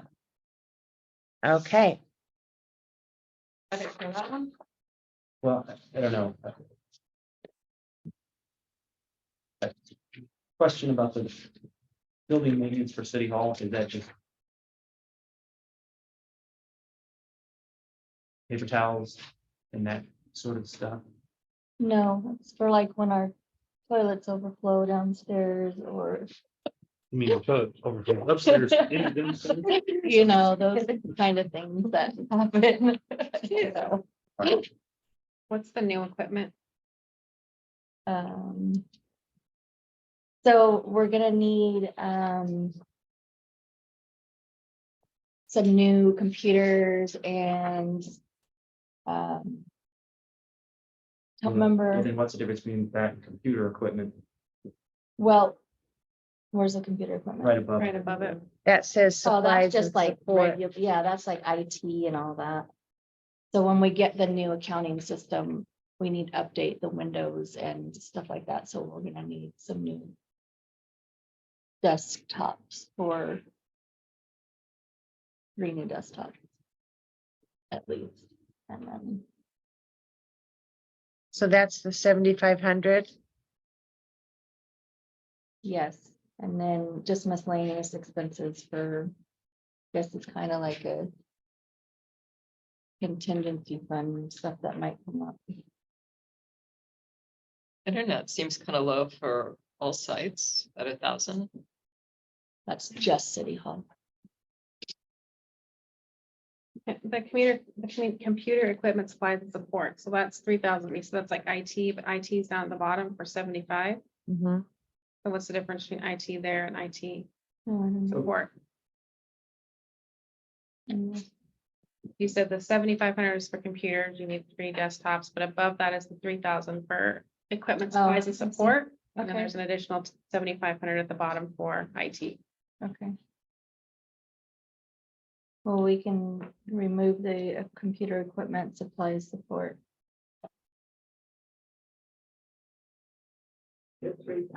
Yeah.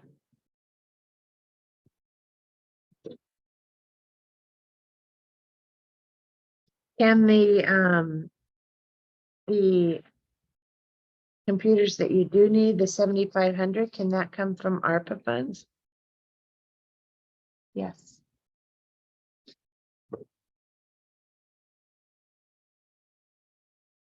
I'd like to recommend that.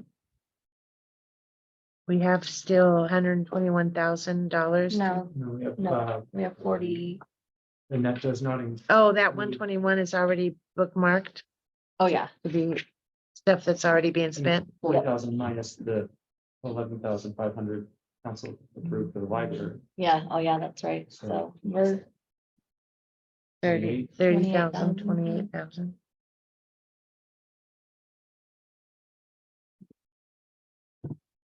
Well, Going back, it's gone. Do we want to keep going? Well, maybe it's the election expense. Is Yes. that every year or only the years that we have? Let Kevin explain that. It's for this time of year elections. May. If you, yeah. November elections, I think, are paid for. It's there's more caveats to that too. It's just something that we have in there every year because of, We don't have the election expenses this year. oh, And we don't have city council elections. Unless you're gonna try to push a public safety levy. Short window. Or if there's a citizen one, I mean, albeit even if, like anything from a recall to. If the citizens get enough signatures, the city has to pay for that, if I remember right, so. yeah. So you should put that money there in case. What do you say it's always been like that? 2,500 isn't very much It's money, not. like a drop in the bucket. I mean, the whole point too is, you know, we try not to spend all this. That's why we don't want the budget to be like, use it or lose it type of, you know, attitude. Yeah, but it's got balance. More balanced. Well, I thought we just got $61,000 from. I know. Yeah, we did. Right. It's gonna end up coming out of the reserve for future expenditures, plus whatever we cut here. Yeah, Yep. So, I mean, if you want to take out the election expense for now, fine with that. with me. I don't want to. It's a small amount and a buffer and we don't know. What's the rain again? The contract with organization called Rain for business. Where's that at? Did Right. that get Right added above, in? right above the 10,000 under the city hall. So how many businesses does that benefit? We can't get out of that contract That's the one I asked not to renew, but they did. I don't have, It's on the same page we were just on, Page 10. or looking at the material. well, oh, there it is. So rain got added, oh, community projects, I wondered, okay.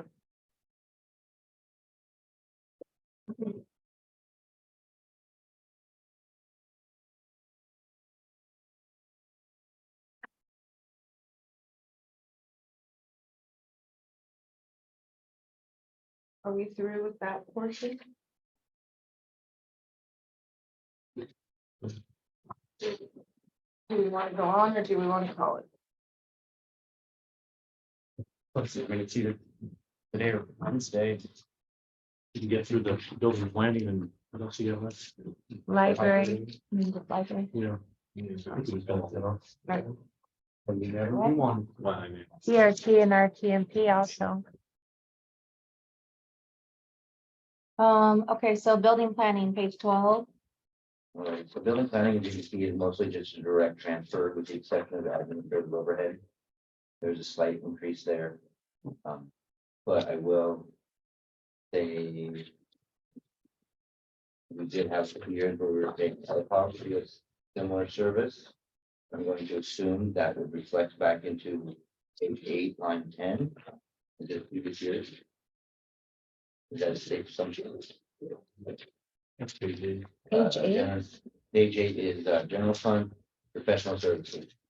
You're looking at a different budget, but okay. Right, so I guess what I'm trying to do is explain away the increase in administrative overhead. Planning and Yeah, overhead where it looks like it's an increase, but it's kind of hidden back on page 8 in professional services where we were paying LCOG to do the same service. Right, But nobody can follow your page. because you're not using this. But if someone could hand Am I, Rick one of the ones that's with. Which the one. the one I got, right? Well, professional, This is different. LCOG Well, darn. wasn't paid out of the general fund. Yeah, they were. Okay, page 9. I mean, Thank you. I'm sorry.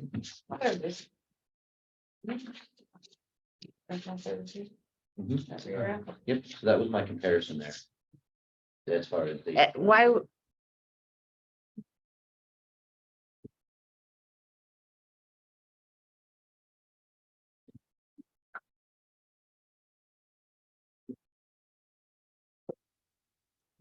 LCOG was being paid out of line 10 in the administration department. That was an assumption.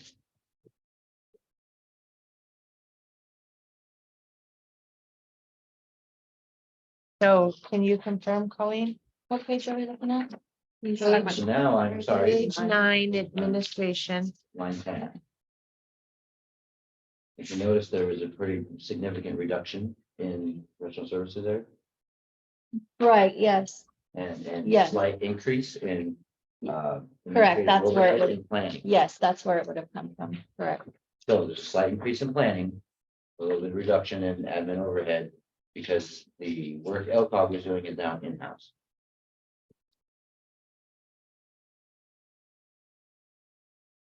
And how are they tracking all of the administrative over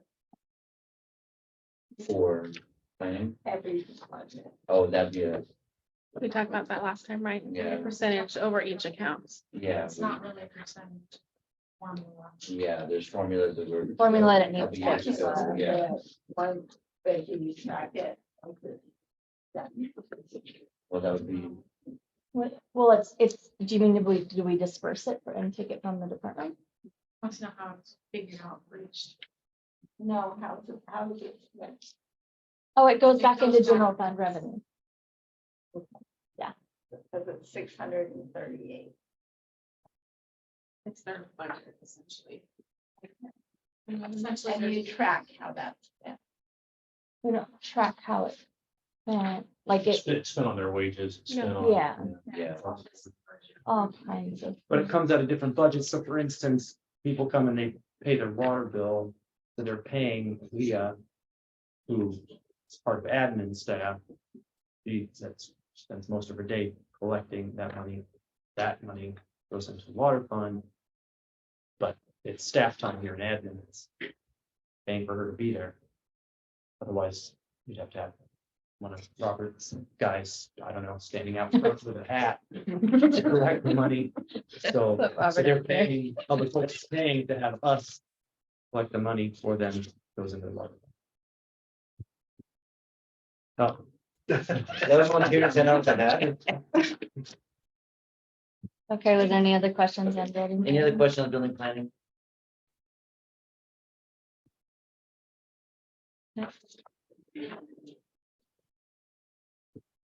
Library, page 14. And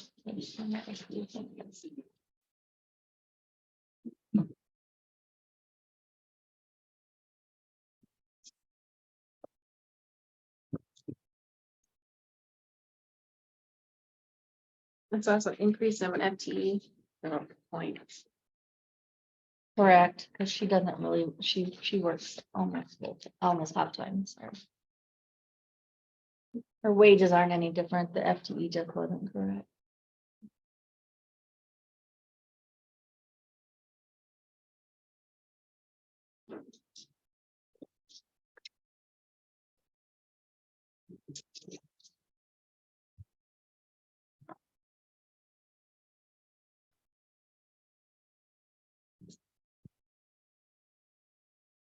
So I had notes that we had actually reduced this fund in a prior budget meeting. Like line 7 was reduced to 15,700 and now it's back up to 19,450. I don't I don't recall, remember that. I don't recall going over this at all. Which line? Oh, I don't remember, I don't recall going over this. Library. no. Kind of the whole fund. No, line 7. Is that Yeah, one of our budget meetings? Are you talking about? Yeah. Here? no, I'm talking about this here.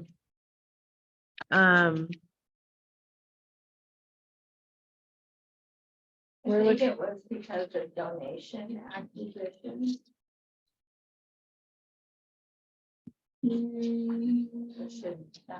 Well, let's look right here. This is where someone said that we were gonna remove administrative overhead from here.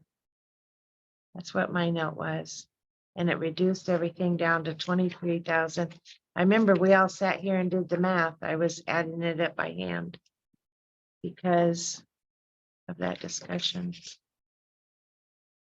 Oh, well, we reduced admin? Oh, I do have it reduced right here. 37. 3750 removed. It was removed. Completely. I mean, In either a way, it prior washes, it discussion. comes in and out of general, so it's a revenue and an expense exactly the same, I know. but it should at least still be the 3750. What I thought it was acknowledging donations and their value, whether it was money or a book or something. Like, not. I don't remember anything like that.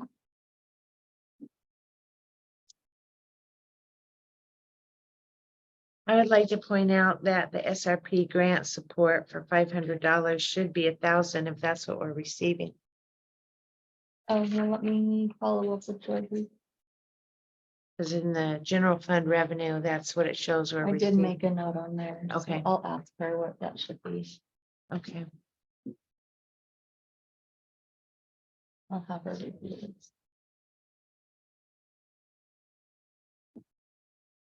Okay.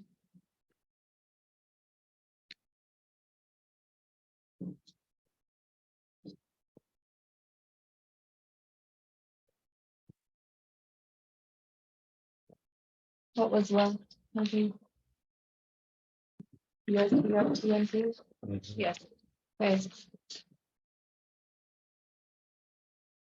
And I guess we would all have to agree about the WAC too. oh, moving that to the grant.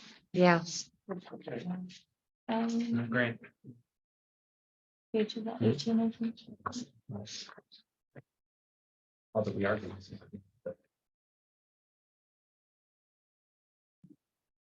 What page are we going to?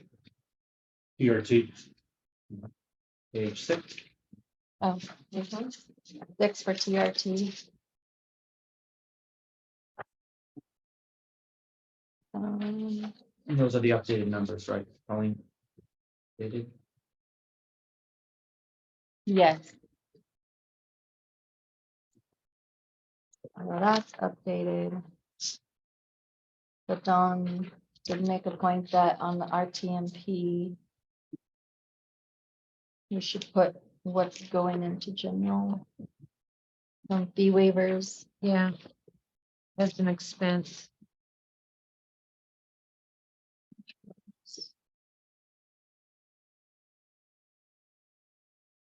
Page thousand, Which would just reduce the top line by 8,000. 8,000. So the total's the same.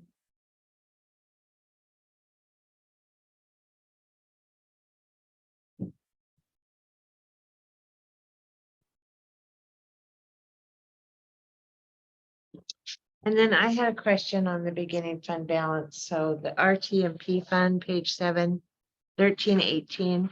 I know that that's our reality of where we stand because of recent decisions that have been made, but Mhm. like Mayor Cutchin pointed out, there's probably grants that have been awarded which haven't been paid yet, so we actually should have more than that amount in the fund. And TRT or RTMP? Yeah, Why would we have more than that? well, do you see what I'm saying? Like we when a fund request comes to us, Yeah, you've been keeping track of the actual, on a separate piece of paper, where we really stand. right. And so we knew in a recent meeting that we had X amount of dollars and a certain amount got awarded. And we knew that the remainder after that would only be 1,318, right? Correct. But we also know that a lot of what's been awarded hasn't been paid yet. Oh, you're So saying the that money you're should saying be we're there. dipping into we're dipping into next fiscal year's expenses on that. That's what Yeah, you're it's saying. reimbursable, so it hasn't been claimed yet. Right. Is that what you're saying? So Okay. that beginning fund balance should just, it should be that plus whatever hasn't been paid out yet to that's been awarded. Got it. But they may all, And they Well- they may not claim all that they were awarded. Bet you don't even cut a check to July. It's June events. Well, we'd still expense them to June. Right. So, I mean, if it's how do gonna you be know? expensed by the end of June, then yes, it needs to be this. If they're going into July, August, Like September, concerts in the park. yeah,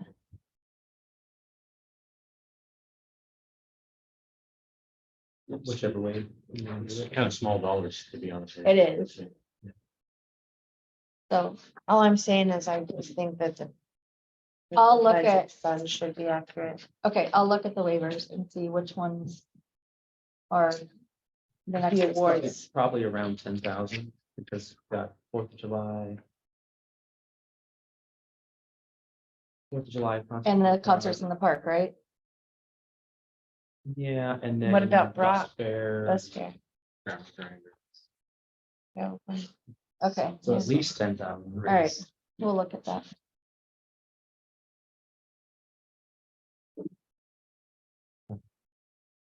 And then the WAC,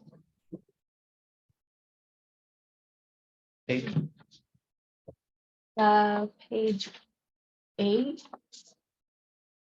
But I thought we moved all those funds over.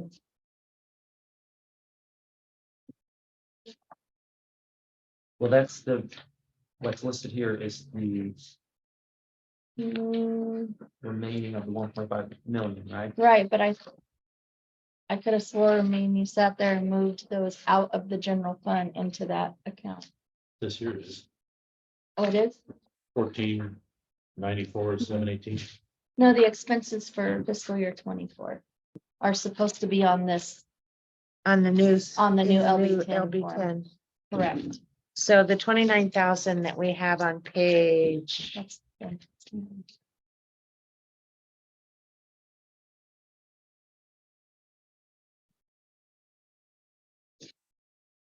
where is it? I don't know. Oh, it's removed. Kind of do it. No, here, I'll find it in the old one. I think it's Oh. actually missing. It used to be page 18 Well, we're not closing. the prior fund. to the update. You're moving the expenses, the daily operating expenses of the WAC over to this Right, grant. yeah, I just wondered if we did a motion and we I don't know. decided to do. I have no idea. Excited about it being appropriate cost use of those funds, but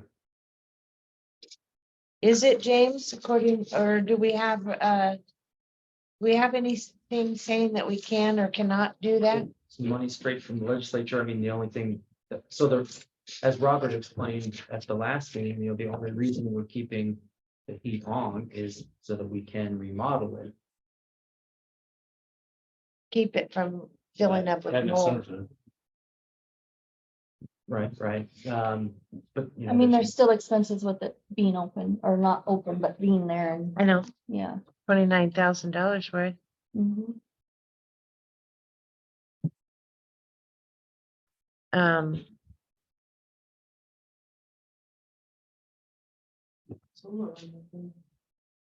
We got the grant. We'll look at it. it's not a grant, though. I thought that 1.5 million was, Some side comment, but oh,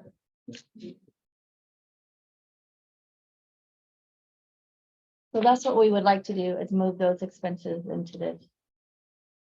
special fund for the WAC. That's a $30,000 savings. Mm-hmm.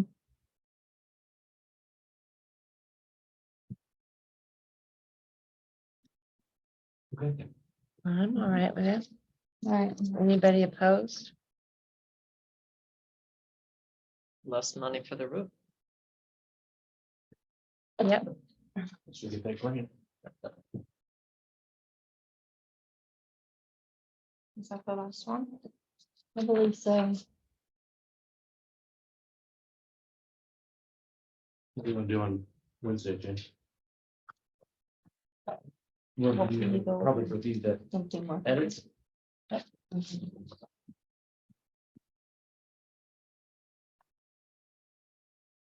Um, So this, go through page by page, just to make sure we got everything. so like stormwater doesn't have the changes to contingency unappropriated. Oh, there's. Yeah, that's their unappropriated. 10%. I'm pretty sure Rick hit all of those accounts with the 10%. Right. 10%. Water fund has $4,000 for unappropriated ending fund balance. That should be more like, Well, it's this actually. Right? that says reserve for future expenditures. Well, it should be. Those should probably be So it swapped. shouldn't be the exact number you see at the top. That's what you're looking for. No, that one does look wonky. It should be Page number? 26. Because remember, it was supposed to be 10% of the I had contingency, right? of the total fund, I have $95,000 for unappropriated ending fund balance. That's what we were gonna do. And then there should be some, is there contingency there? Yeah. Well, the 10% is 10% of the 10% contingency should be 205,000. no, So the one This- you're looking at will go forward and back to the drawing board. no, this is a new one.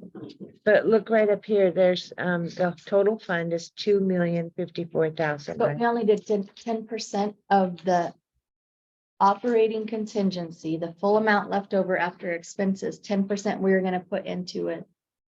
Unappropriated in fund balance that could not be used but had to roll over. And then the rest would go into whatever reserve for future expenditures. Right? I'm pretty sure that was the thing that we did. Well, what we talked about doing is that a contingency is 10% of the fund. Isn't that what we all agreed to, Brian? One sec, it's right here. So I don't ten think it was. percent of the 2 million is 205,000. No, it wasn't the full fund.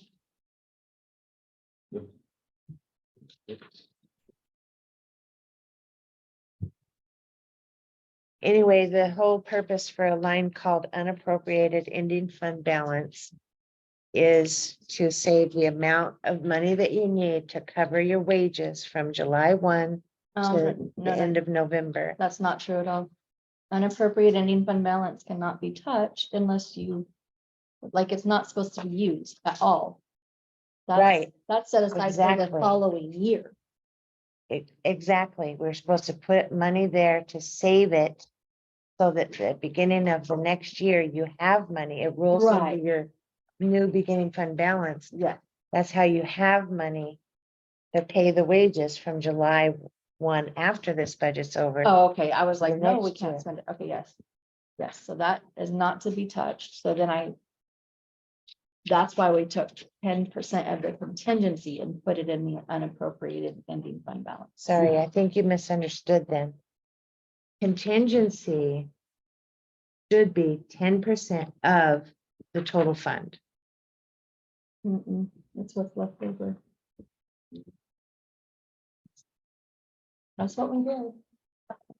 That's not the comment was appropriate into fund balance. 10% of the, 10% right, of the, not the whole budget. right.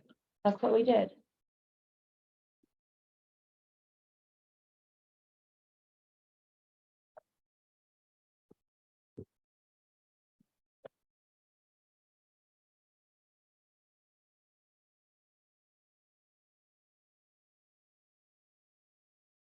basically legally, we can spend contingency as much as we want. So if we have $500,000 total, it's not appropriated somewhere else.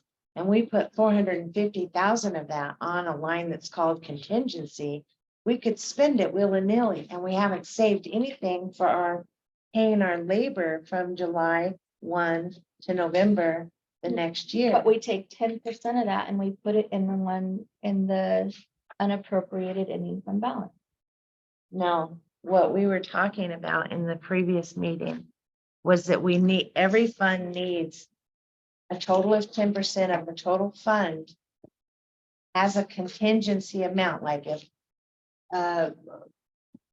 the window falls out and we didn't have that budgeted for, we need to be able to have some money to spend on contingent items that just come up. So 10% of the fund is a reasonable amount, not 30 or 50% of the fund. That's, I know that's not what we did. that's what I remember talking about too in the last meeting.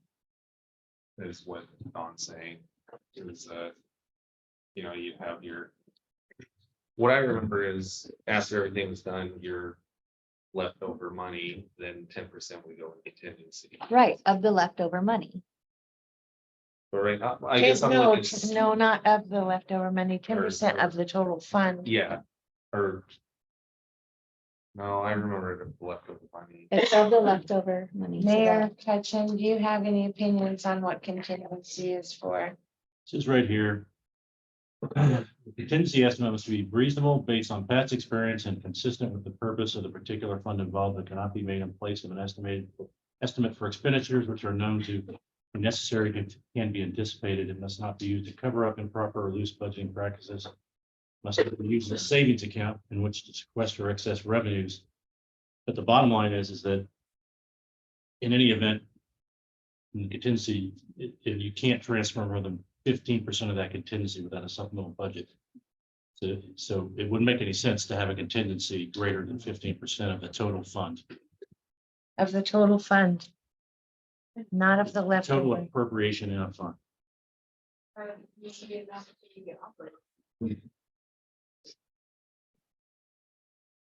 Do you have a I don't know. prescription for reserve for future expenditures? Could you please read that? It's pretty much the same thing. No.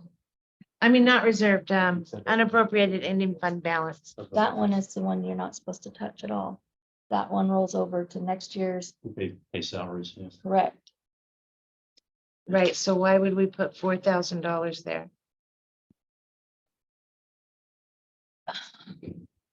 Well, how about this is the solution? How about budget committee directs staff to to put 10% in contingent for each Because we Budget. did, we took Operational fund. 10% of the contingency and we put it into unappropriated ending fund balance. That's what all of these are. Unless something that, But, okay, like, You know, for some- example, in the Oak Ridge Industrial Park, Page page 25,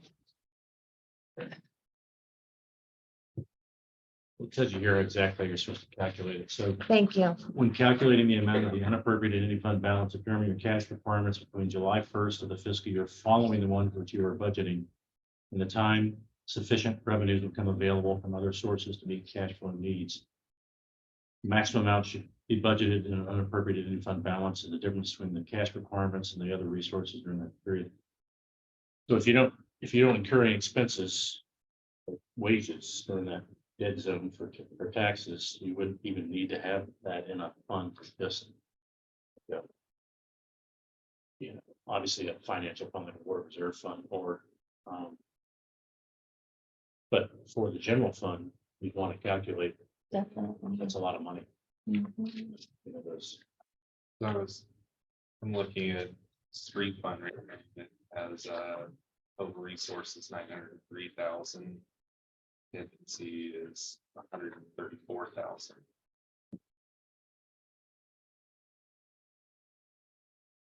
And that's not that's not LD1. So James, how about we just say that you look at page 27 of the local budgeting manual and make sure that all the operating funds can conform to that? Now, that makes sense? I think it easier. Yeah. If possible, there may not be enough money in the fund to do that, but to the greatest extent possible. A lot of funds do have it. All the, most of the. The water fund, wastewater, stormwater, OIP, streets. What the industry should giving into beginning fund balances. Page 27.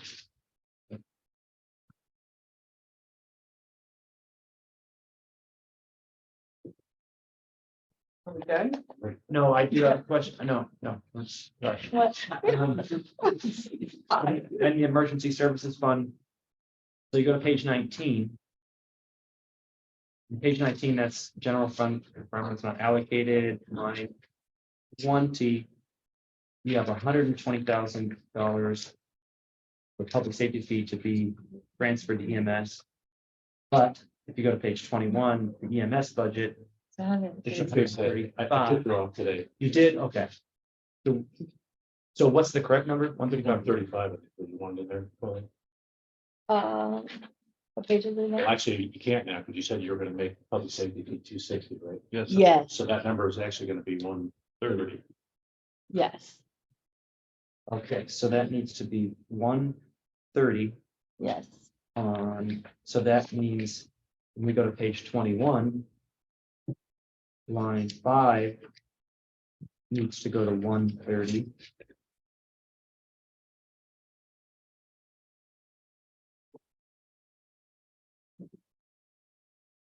So that's gonna affect.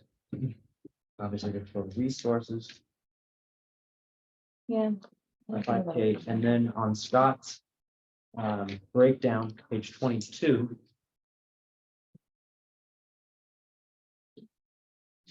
There's a couple things missing from here. So Scott, on your total resources, you list 1,411,237. That's missing $3,000. What that is $1,000 ARPA bonus, $2,000 interest Oh, yeah, from line 2. we made those changes. So we'll need to update the EMS expenditures, page 22. As well as taking care of this $5,000 difference that's transferred from public safety fees. You'll have to take that out of somewhere expenditure.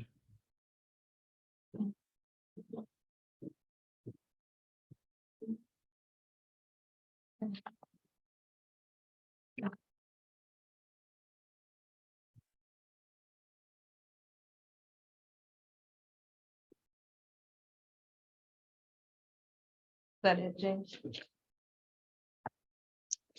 Please. Yes. We don't deal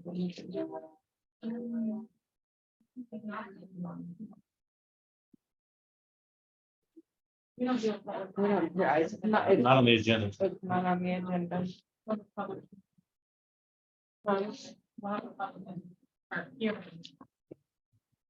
All right, everyone, meeting adjourned. Well, let's continue it to a date certain. Continuation day. Okay, let's continue meeting to Wednesday, May 24th at 7 p.m. See you all then.